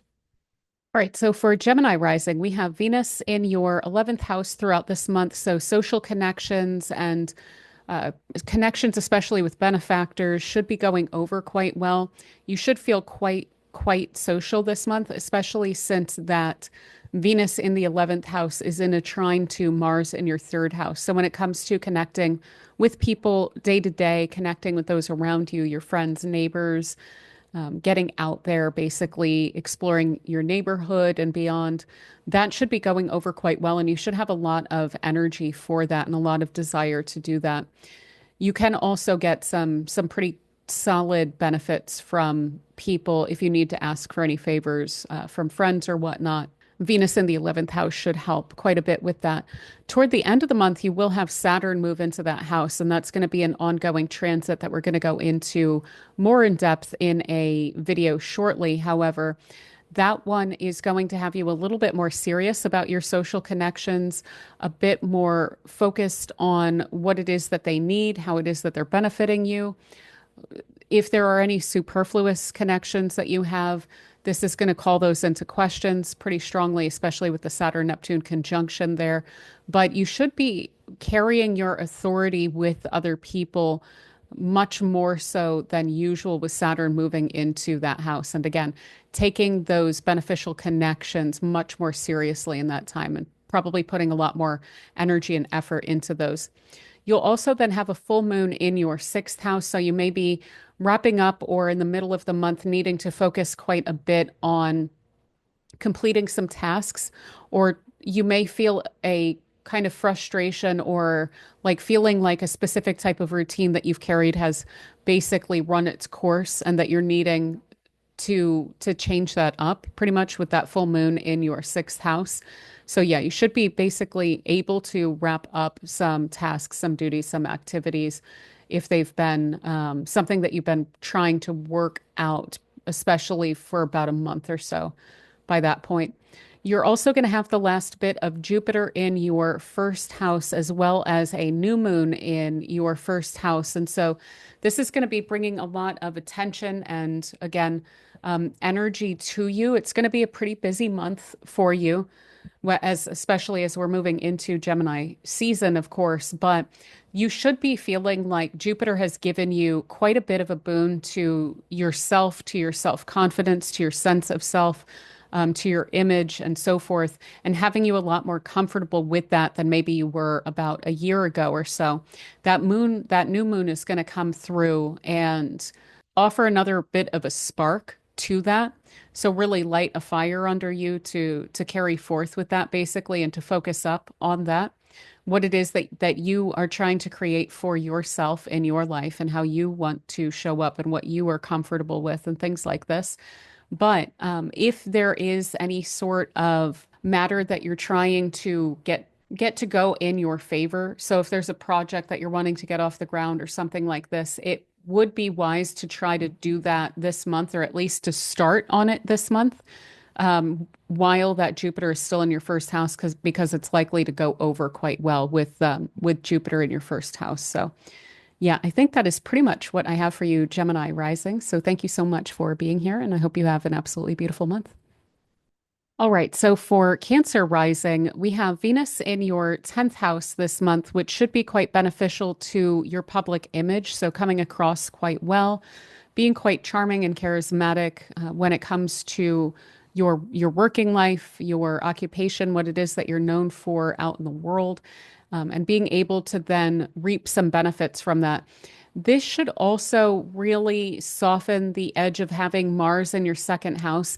It's not the worst kind of a transit to have Mars in your second, but it can be a bit of a pain in the rear when it comes to finances and stuff. But because of the fact that for you, most of this Mars in your second house transit is going to be in a trine to Venus in your 10th house, it should actually go over quite well, where you're more likely just enjoying the benefits of the effort and work that it is that you put into your job and therefore your income, you know? So that should be going hand in hand actually quite well, especially given that you have that Mars in the second house transit there. Also, then later in the month, you will have Saturn moving into your 10th house. So this could absolutely play out, for instance, as you're coming across really well in your work. Things seem to be going over, quite pleasantly there. You're quite focused. And then for that, there's some sort of a step up or some sort of a promotion or something like that with Saturn coming into that 10th house. And therefore, you need to take on more responsibility. So Saturn in the 10th, it's not the worst kind of a transit, but it does really indicate that you're going to be in charge of a lot more and you're going to be a lot more independent than in your working life.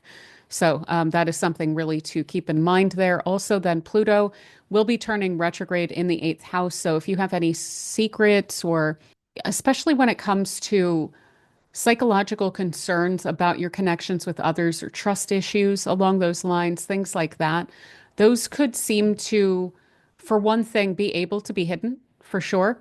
It's unlikely that they'll come out with that Pluto retrograde, except maybe specifically on the fourth when it goes stations and changes direction. But likely you're going to be able to sweep over this transit quite a bit. However, it still will be active. So if you do have any interesting, strange fears around connections with people or whatnot, that Pluto is still there. So you may really want to take some time to look at that and to dig into it. But honestly, it's probably going to be pretty quiet as a transit for a little while now. Also, then with the full moon in your fifth house, that should have you really feeling like if there's a matter with your children, something could come to a point where you really have to address it. So there may be a lot of activities that you're needing to do when it comes to your children, or to show up for them a lot in a specific way. They may be highly emotional around this period of time too. But if you don't have children, then this is going to be speaking to some inspired kind of intuitive urges that you have to be creative, to enjoy things, to take some time out for yourself, to be in private, and to just enjoy your own company, basically. So if you feel a lot of pressure coming up with work and stuff like that, do try to temper that with some time to yourself, because I can see that you'll also really enjoy that, especially around the middle of the month. So you're also then going to have toward the end of the month the last bit of Jupiter in your 12th house, as well as a new moon in your 12th house. So again, it's kind of similar to that Pluto retrograde in the eighth. I would try not to ignore any subconscious or psychological concerns or fears or things like that that are coming up for you around this time. The better that you can really address that around now, the more benefit you're going to get out of Jupiter moving into your first house next month, and then being able to run with that quite a bit if you are kind of really allowing Jupiter to do its work and to clear out with that new moon in the 12th house any sort of subconscious concerns that may have presented themselves over the past, say, year or so with Jupiter there and bringing that to your attention. Also, I will say if there are fear things coming up with Jupiter in your 12th, that new moon in your 12th, with that being in Gemini, it's a lot more lighthearted than it would probably feel to you. So I wouldn't stress too much. If you are fearful, I would really look at why that is, because that shouldn't be too much of an issue when you have Jupiter in your 12th, because usually Jupiter transiting your 12th is going to act as a protective kind of a transit there. So yeah, I think that that is pretty much what I have for you, Cancer rising, and I hope that you have an absolutely beautiful month. Thank you so much for being here. All right, so for Leo rising, we have Venus in your ninth house throughout this month, and that's going to be in a trine to Mars in your first house. So you should feel really, really, really driven towards self-improvement throughout this time. You may have a lot of energy for learning. If you want to take a course or class or anything, again, about personal development, self-betterment, things like that, to build up your skill set, to build up your like expand your horizons basically. If you're able to take a little bit of a trip or something like that, that should go over really well, and you should have a lot of energy and enthusiasm for that. You'll also then toward the end of the month have Saturn moving into your ninth house, so that'll have you a lot more serious about those ninth house matters: education, learning, travel, experiencing other cultures, things like this. And so if you sign up for something, you may be really enthusiastic about it right now. And then when Saturn moves into that house, being really serious and dedicated about doing that. So this would be a really wonderful month for Leo rising to sign up for some sort of a course or class or something like that. Or even a trip, where you're then taking much more seriously, maybe if you are going somewhere that has a kind of very different culture than yours. Maybe you're getting very serious then about studying that culture because maybe it has fascinated you. And then, yeah, you're also going to have Pluto retrograde in your seventh house. And so that could have some deep connection that you have established recently cooling off a little bit. I wouldn't stress about it. It's not necessarily a permanent thing. It might just be that there's a little bit less than focus on specifically that connection there. But yeah, the power and influence of other people over you should also be feeling like it's waning a bit for a few months now. You'll also then have a full moon in your fourth house, so you may feel some sort of urge around your home to make some changes, whether it be to move or to renovate or to have people live with you or not have people live with you or something, along those lines coming up as a matter that you're wanting to address, basically. So I would definitely recommend not overlooking that and trying to address that. That may be part of why you are traveling. Maybe you're considering moving and you want to check a place out, or maybe you're even studying up on a place that you're wanting to move and you're not actually going yet, but you're just learning about it. That would also make quite a bit of sense. We also then have the last bit of Jupiter in your 11th house with the new moon in your 11th house. So we've had Jupiter in your 11th house for about a year now, and we're going to have that new moon in your 11th house. So I would say any sort of connections that you have that are highly beneficial to you, if you need to ask for a favor, it would be better to do it this month than possibly next month. And so I would definitely recommend doing that sooner than later. You can also be very beneficial to people throughout this month, and you may find that you're making some new connections, that you're networking out a little bit more with that new moon in the 11th too. You may really be reaping some of the major benefits of Jupiter moving through your 11th house, which is a place that it can do a lot of good. Jupiter is a benefic. This is the house of beneficiaries. So, yeah, you should be finding with that new moon that any connections you're needing to make that should be going over quite well. And again, you may be even getting some extra benefits from the fact that you've had this Jupiter in your 11th house for about a year at this point. But yeah, I think that is pretty much what I have for you, Leo rising. So thank you so much for being here, and I hope you have an absolutely beautiful month. Okay, so for Virgo rising, we have Venus will be in your eighth house, trine to Mars in your 12th house. So this is a very interesting dynamic that you have going on here.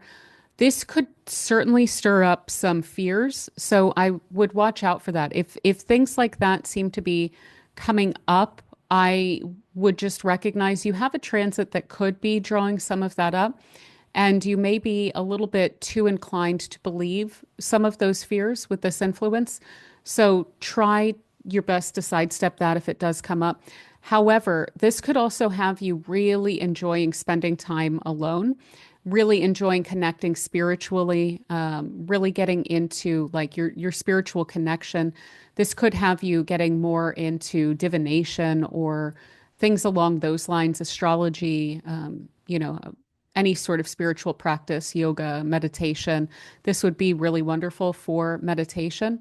And what's interesting is that then toward the end of the month, you have Saturn moving into this eighth house too. And so all of those kinds of matters, you're likely to take those a lot more seriously then also by the end of the month, which would be great. Again, if you're getting into some sort of a spiritual topic, then you're running with it by the end of the month and you're getting really dedicated and serious about that. However, also this Venus Mars setup, and then with Saturn moving in, it could speak to people that you're connected to that aren't necessarily the best for you. That could be coming up as something that you're becoming aware of.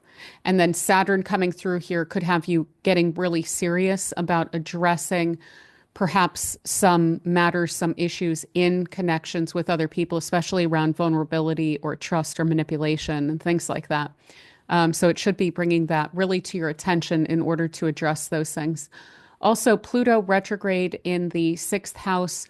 This should quiet things down a little bit. Again, when it comes to your routine, you may be going inward a little bit more than usual with that Pluto retrograde in that house, but that transit is probably going to go under the radar quite a bit. One thing I would say that you could utilize this for is, again, any sort of introspection or digging into understanding yourself better. Pluto in the sixth can be really great at research and digging into things and really putting a lot of effort and energy into that, not really leaving any stone unturned. And with that in a retrograde, that can definitely speak to where you run into struggle and wanting to understand that better, wanting to understand yourself better, basically. So there's a really wonderful way that that could be used. And that'll go on for about 6 months, that it'll be retrograde before it goes direct again. Also, then you'll have a full moon in your third house. So again, there may just be a connection. This I feel also has you questioning about your connections with others. This would be a little bit more of superficial connections, but you may also really desire to spend less time with that full moon in the third house, socializing, things like that, because that's going to be in Scorpio too. You naturally have your third house in Scorpio there. So when it comes to keeping your circle kind of tight, I think that's going to be reinforced this month, and possibly by a weird connection that you've had with someone that's kind of reminding you of why you try to keep around you mostly people that you trust. Also, then you're going to have the last bit of Jupiter in your 10th house, along with a new moon in your 10th house. So there could be some major career breakthroughs around this time. You could get a promotion or something like this. or just feel very renewed in your working life. Again, especially if you've been dealing with a difficult person, maybe they've been even kind of getting in the way of you enjoying your career and other aspects of your life, you know. And so it could even be as simple as that, but this would indicate something very new and beneficial in your career with your reputation, your legacy, your position, your role in life, basically. So if there is a time coming up for you to request a promotion, for instance, you can get some benefit on either side of this because Jupiter's, it's simply going to go from your 10th house into your 11th, and you can still get some career benefits then from that. But if it is specifically around a promotion, I definitely wouldn't be shy to ask for something like that around the second half of this month, basically. It might be something that takes a little while to come through, but a lot of the rewards of the Jupiter and Gemini transit that we've all been experiencing for a while should start to really become apparent around this period of time. So yeah, I would definitely recommend any moves that you need to make professionally. There's nothing holding you back pretty much by the second half of this month. So I'd pretty much go for it. But yeah, I think that is pretty much what I have for you, Virgo rising. So thank you so much for being here, and I hope you have a wonderful month. All right, so for Libra rising, we have Venus in your seventh house for most of the month, and that is going to be in a trine to Mars in your 11th house.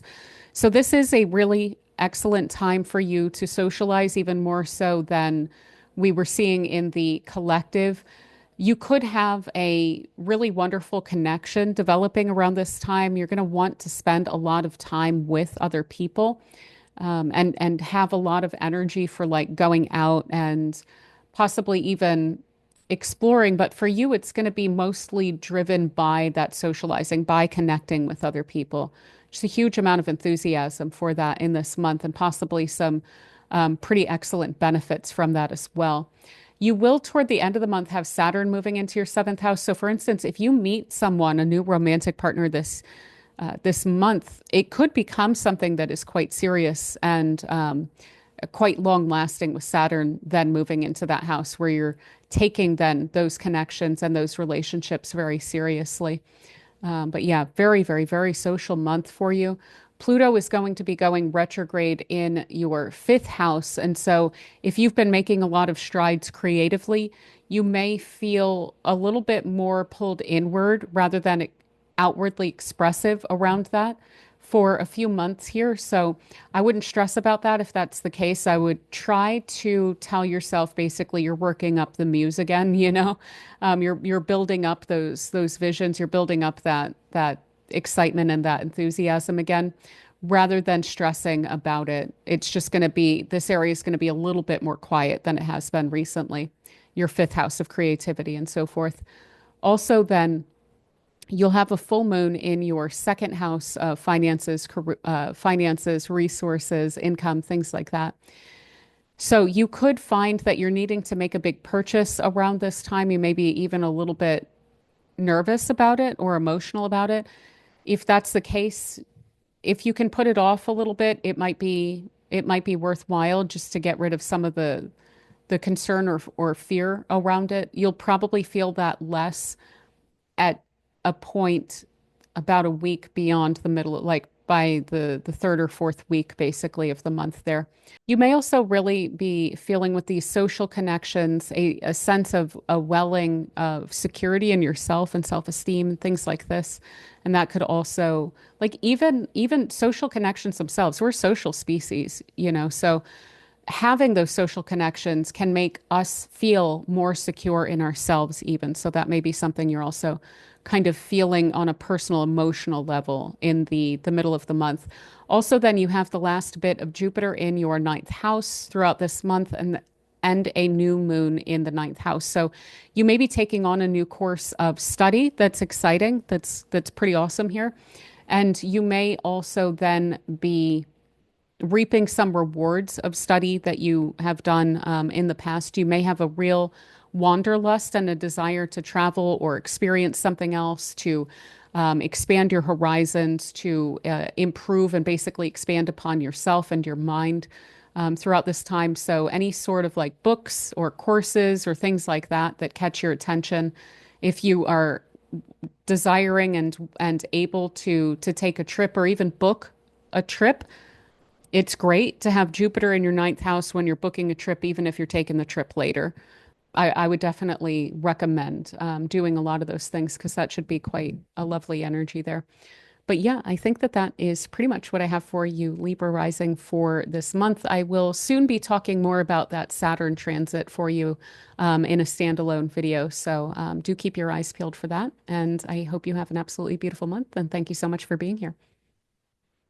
All right. So for Scorpio rising, we have Venus in your sixth house this month, trine to Mars in your 10th house. So you may be feeling very enthusiastic about your working life, about your role and your day-to-day work. Basically, you may feel very, very driven to go after a promotion or a new role or something to kind of step up, basically.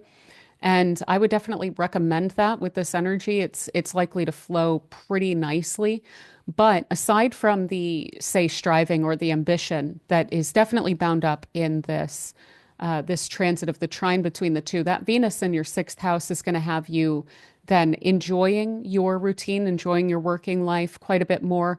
You may feel like I want to lighten up the energy about my routine, basically. And so I would highly recommend doing that if there's something that you're wanting to change up in your routine and your working life. I would pretty much go for it this month. And then the thing is, Saturn's going to move into that house toward the end of the month, and then you're able to really crystallize that. So Saturn's basically giving us the ability to have Venus come through, get some cool ideas, and then make that a reality when Saturn comes through. So if you have been wanting to change something, to make a change about your routine, to break a habit, to change a habit, something like that even, then this would be really, really helpful of a kind of 1-2 punch to that sixth house to get that done in a way that's satisfying, that doesn't just feel heavy, basically. Also, then Pluto will be going retrograde in your fourth house. So, if you have been deepening your connections with family or dealing with them quite a bit more recently, that might slow down for about 6 months or so. If you have been seeing, for instance, the value of property that you own increase pretty steadily, that might slow down a bit for about 6 months or so too. Basically, there's a bit more of a vacuum in that house than there has been for about a half a year now. So that is kind of something to keep in mind, that there's probably going to be less focus around that fourth house in terms of home and family. Now, Pluto retrograde, though, in the fourth house, when it comes to spending time with yourself and processing some core beliefs, or even beyond the sense of belief, something deeper, origin narratives and things like this that we carry about ourselves.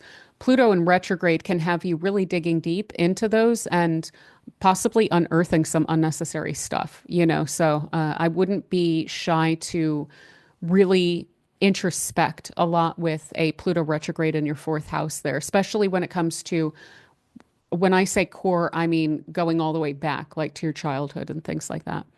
So then you'll also have a full moon in your first house. That also is going to double down on some of that Pluto retrograde in the fourth, where, especially since it's in Scorpio, since you have Scorpio rising, Scorpio is a very introspective and serious kind of an energy as it is. And so to have a full moon there, there's something about, I hate to put it this way, but there's something about yourself that you're like, it's not really serving me, feels kind of outdated, feels kind of unnecessary.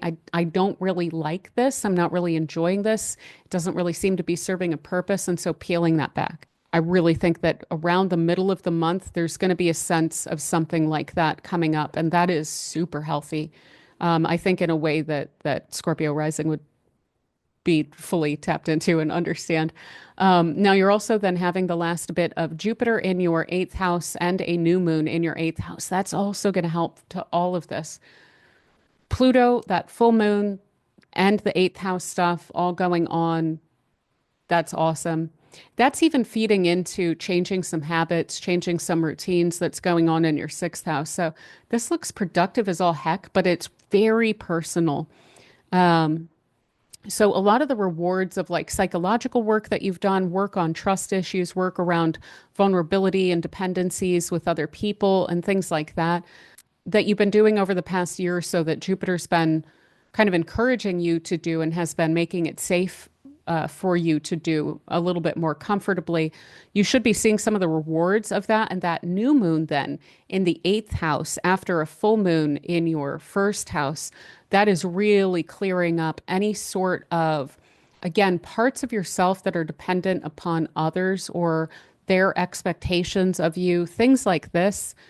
That's really getting cleared out for you. And anything outdated is super on its way out this month. Scorpio rising, this is for you. I think this is the most interesting that I've seen. I just kind of typed this out and then I was like, I'm just going to basically do this on the fly and think it through on the fly. And this looks weirdly succinct, specifically for Scorpio rising. And again, all about what parts of yourself and your life and your connections are just not satisfying anymore. And just basically, this is helping you across the board to get rid of those things. Um, so that is really nice. The energy is also going to lighten up quite a bit for you starting next month as Jupiter moves into that ninth house of yours. So yeah, that's also something to basically look forward to, that even if it feels a bit like, man, this is some serious heavy, kind of lifting energy this month, especially when everyone else seems to be super lighthearted and social this month. You're doing some really important work that's going to set you up even better for the more lighthearted energies that we'll all be experiencing coming up quite soon. So, yeah, that looks weirdly cool to me, Scorpio rising. So, yeah, I hope it's a great month for you. And thank you so much for being here. Okay, so for Sagittarius rising, we have Venus in your fifth house, which is very lovely. That's where Venus loves to be and to hang out because it is a very joyful house and a very joyful planet there. And that's going to be in a trine to Mars in your ninth house. So this should have you feeling so adventurous and especially for Sagittarius rising, that being something that's very important to you personally, really wanting to express yourself, to improve on yourself, to improve on your skills, to explore like expand your horizons basically, but not just in the ninth house way of learning new things or encountering new cultures or traveling to new places or things like that. But that fifth house is more personalized. It's more about your own creative self-expression and your sense of yourself and your enjoyment of who you are and the various things in your life. And so it's like, yeah, you've got that ninth house, like again, expanding your horizons in those kinds of traditional ways, but it's almost like you're wanting to expand your horizons internally too, which is just very, very cool. So those will be working together along those lines. You should probably be feeling, if not specifically, this is good. It'll go pretty social, but I think it's going to go a bit beyond that, where it's like you're wanting to lighten your energy up a lot and you have a lot of enthusiasm for that. And if other people are involved, cool. But that's not entirely necessary. The way that I'm seeing the way that everything is playing out basically for you this month.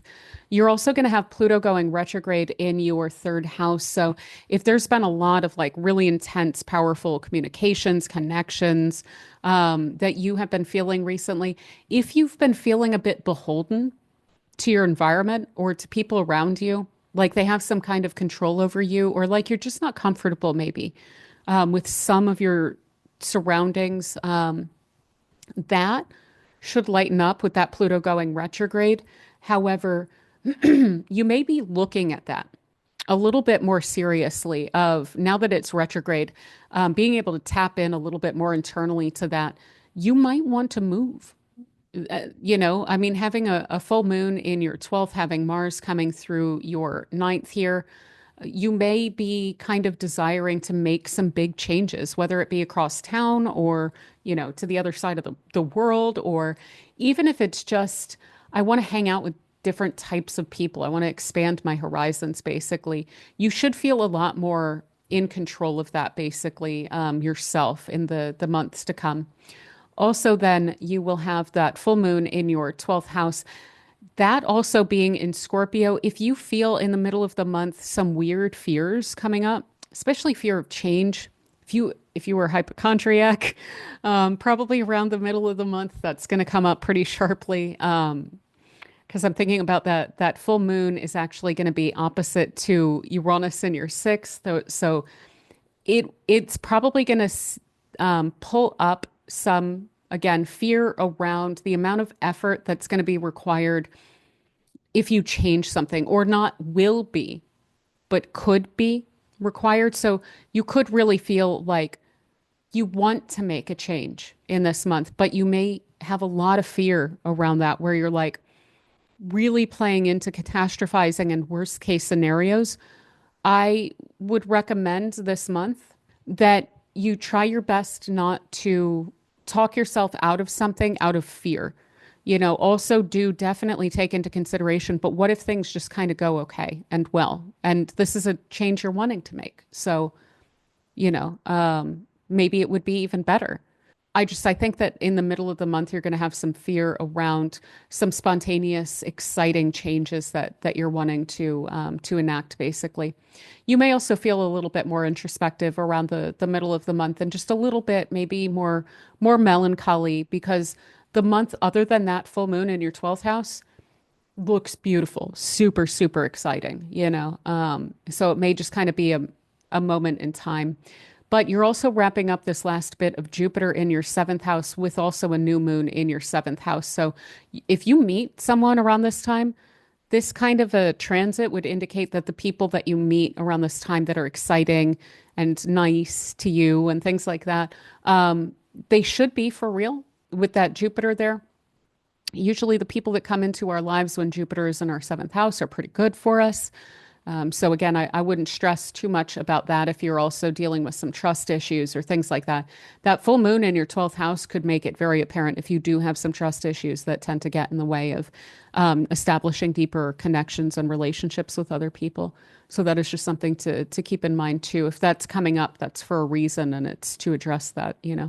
But if you need to ask for any favors or anything from people, it would be better to do it this month than necessarily next month.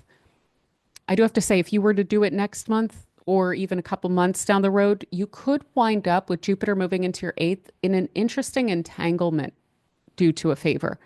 So I would really try and front load that this month if you need a favor, because for about a year, relationships are going to become a little bit more complicated. Not necessarily in a bad way, but there's a lot more layers to a connection that is an eighth house thing than in the seventh house, where everything is pretty much above board.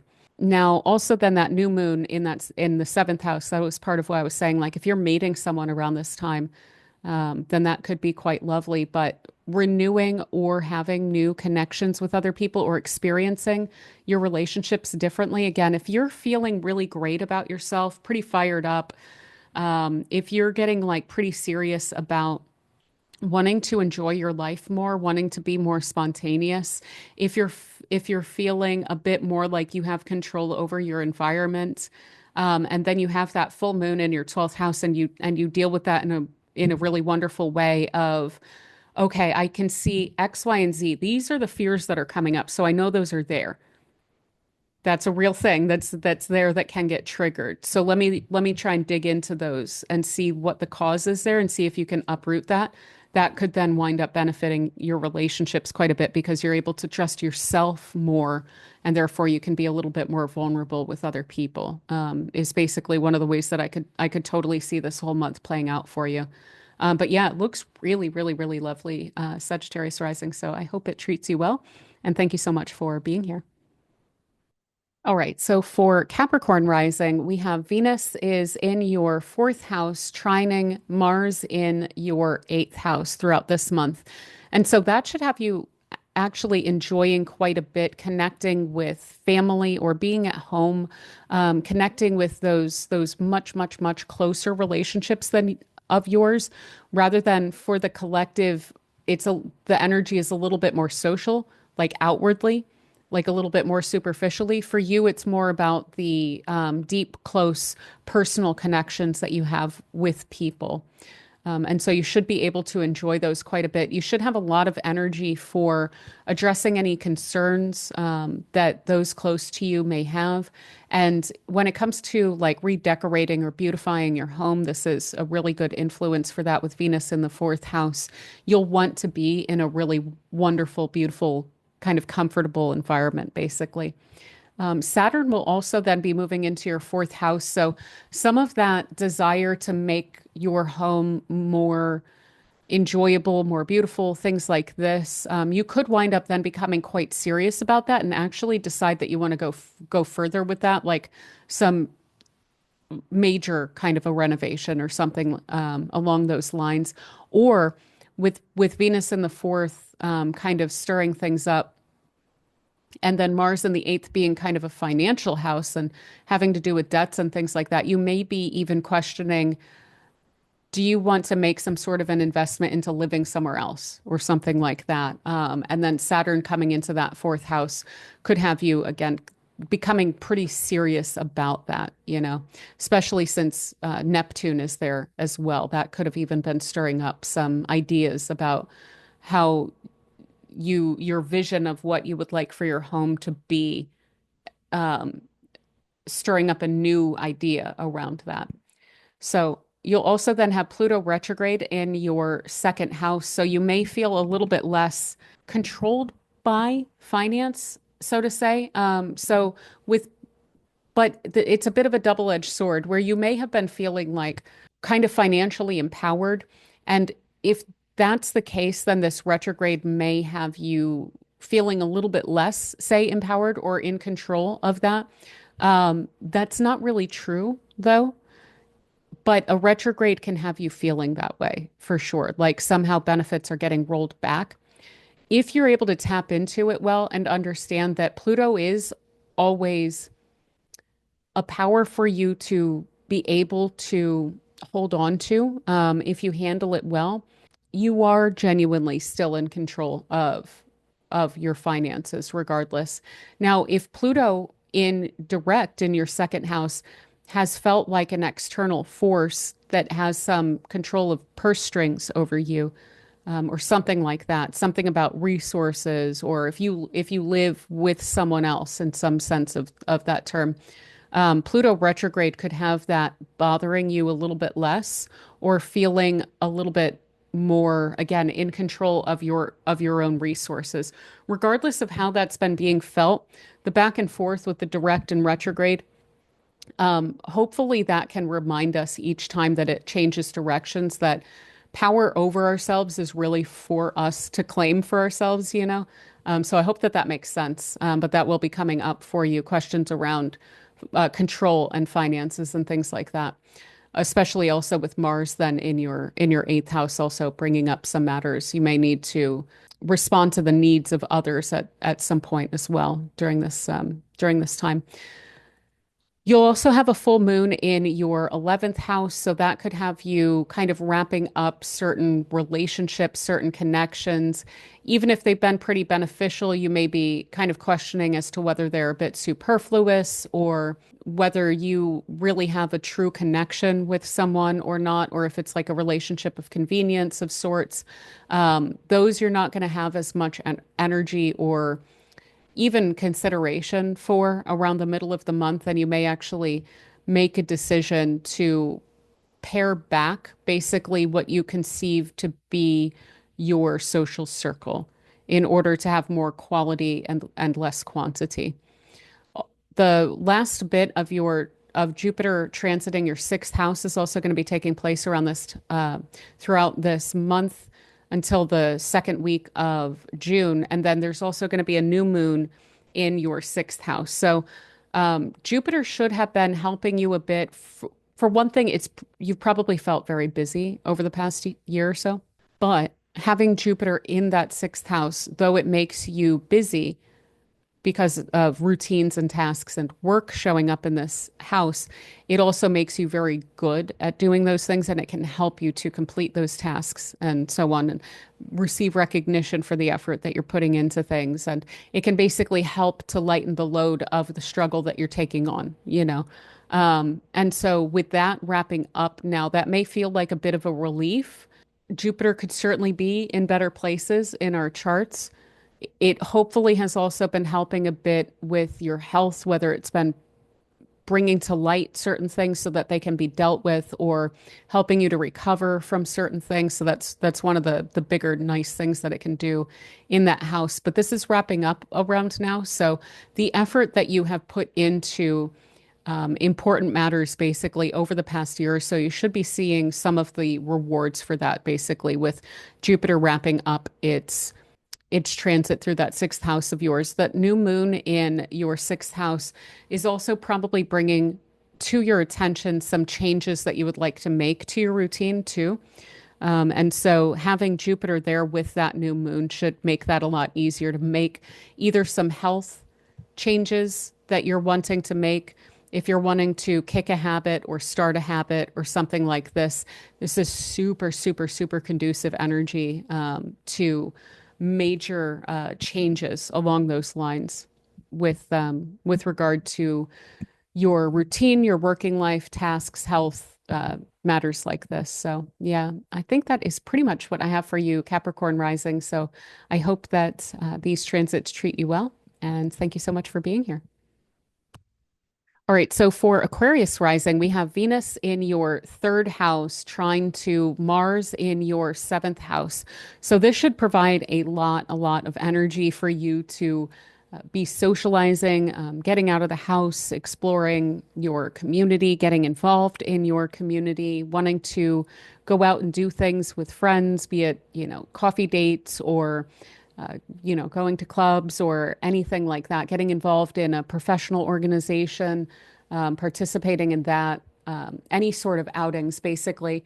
This is highly conducive to that, and it should feel pretty energizing for you to connect with other people this month. So even if you are a natural introvert, you should be feeling pretty extroverted throughout this month, where you're actually able to get some energy out of that.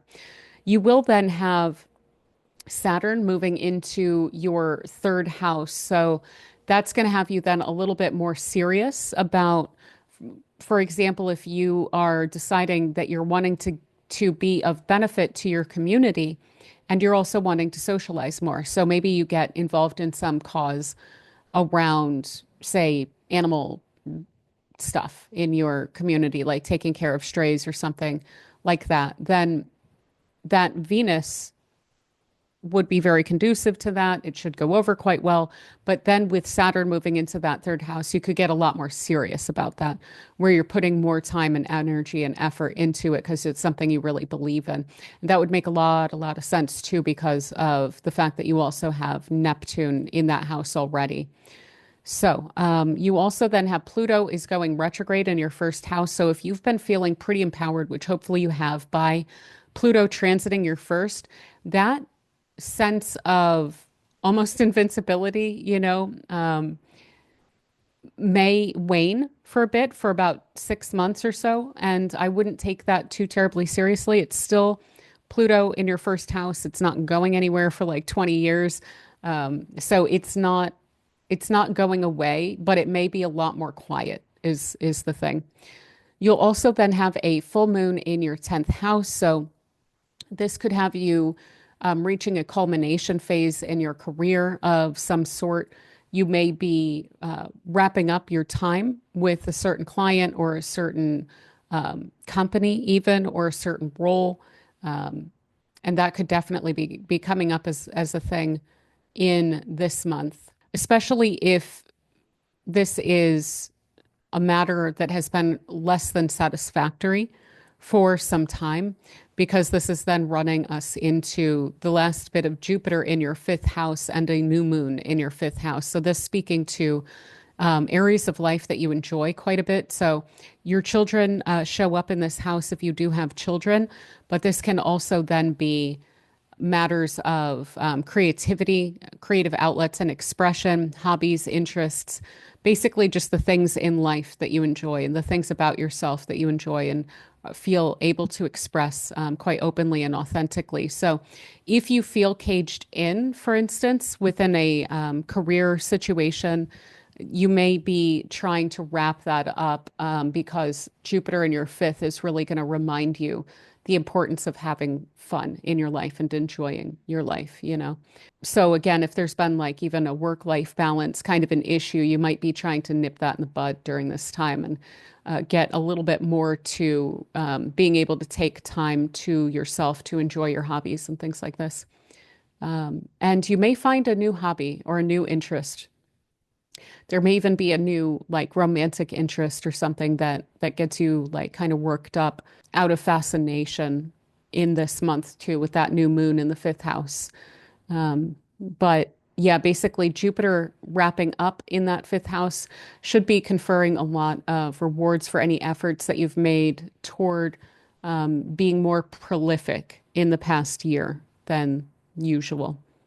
So yeah, I think that that is pretty much what I have for you, Aquarius rising. I hope that the month treats you super well, and thank you so much for being here.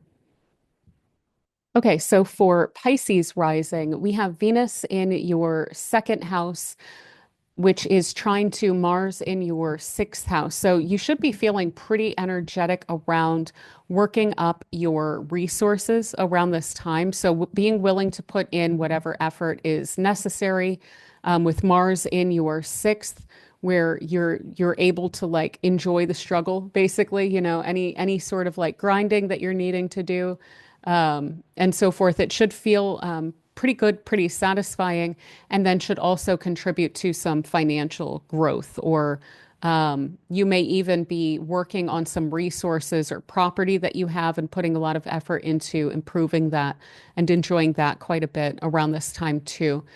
You may even feel like a lot more confident than usual in this month, especially in your ability to take charge of habits and routines and things like that. So, if there's any habits that you've been wanting to change for a little while, this would be a really wonderful time to do it.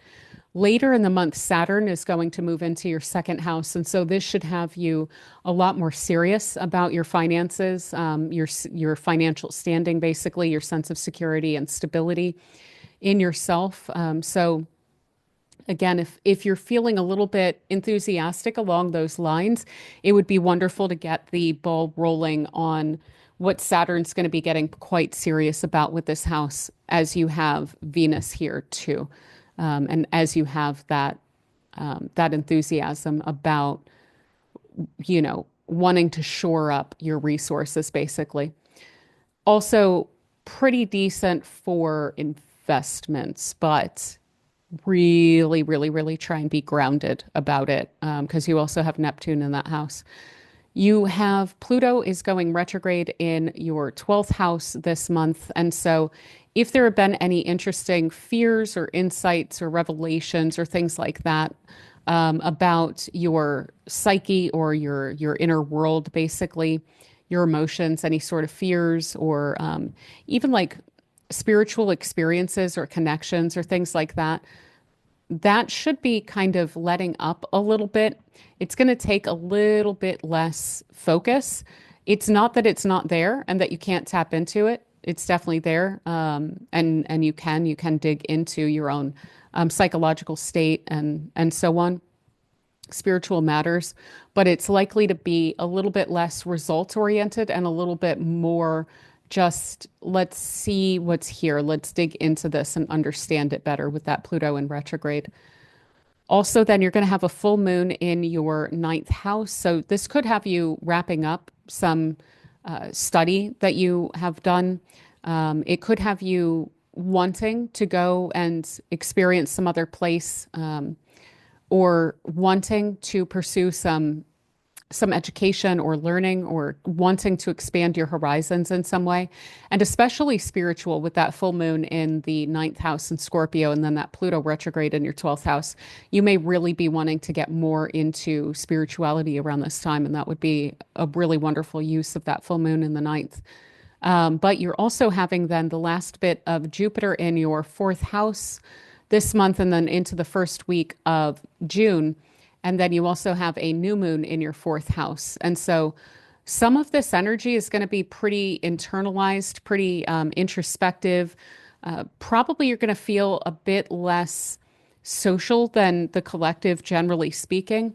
But this could have you really enjoying being like keeping to yourself, feeling fulfilled in your own company, basically. You could really be wanting to do some home improvement or work on your home or your living situation and make it better.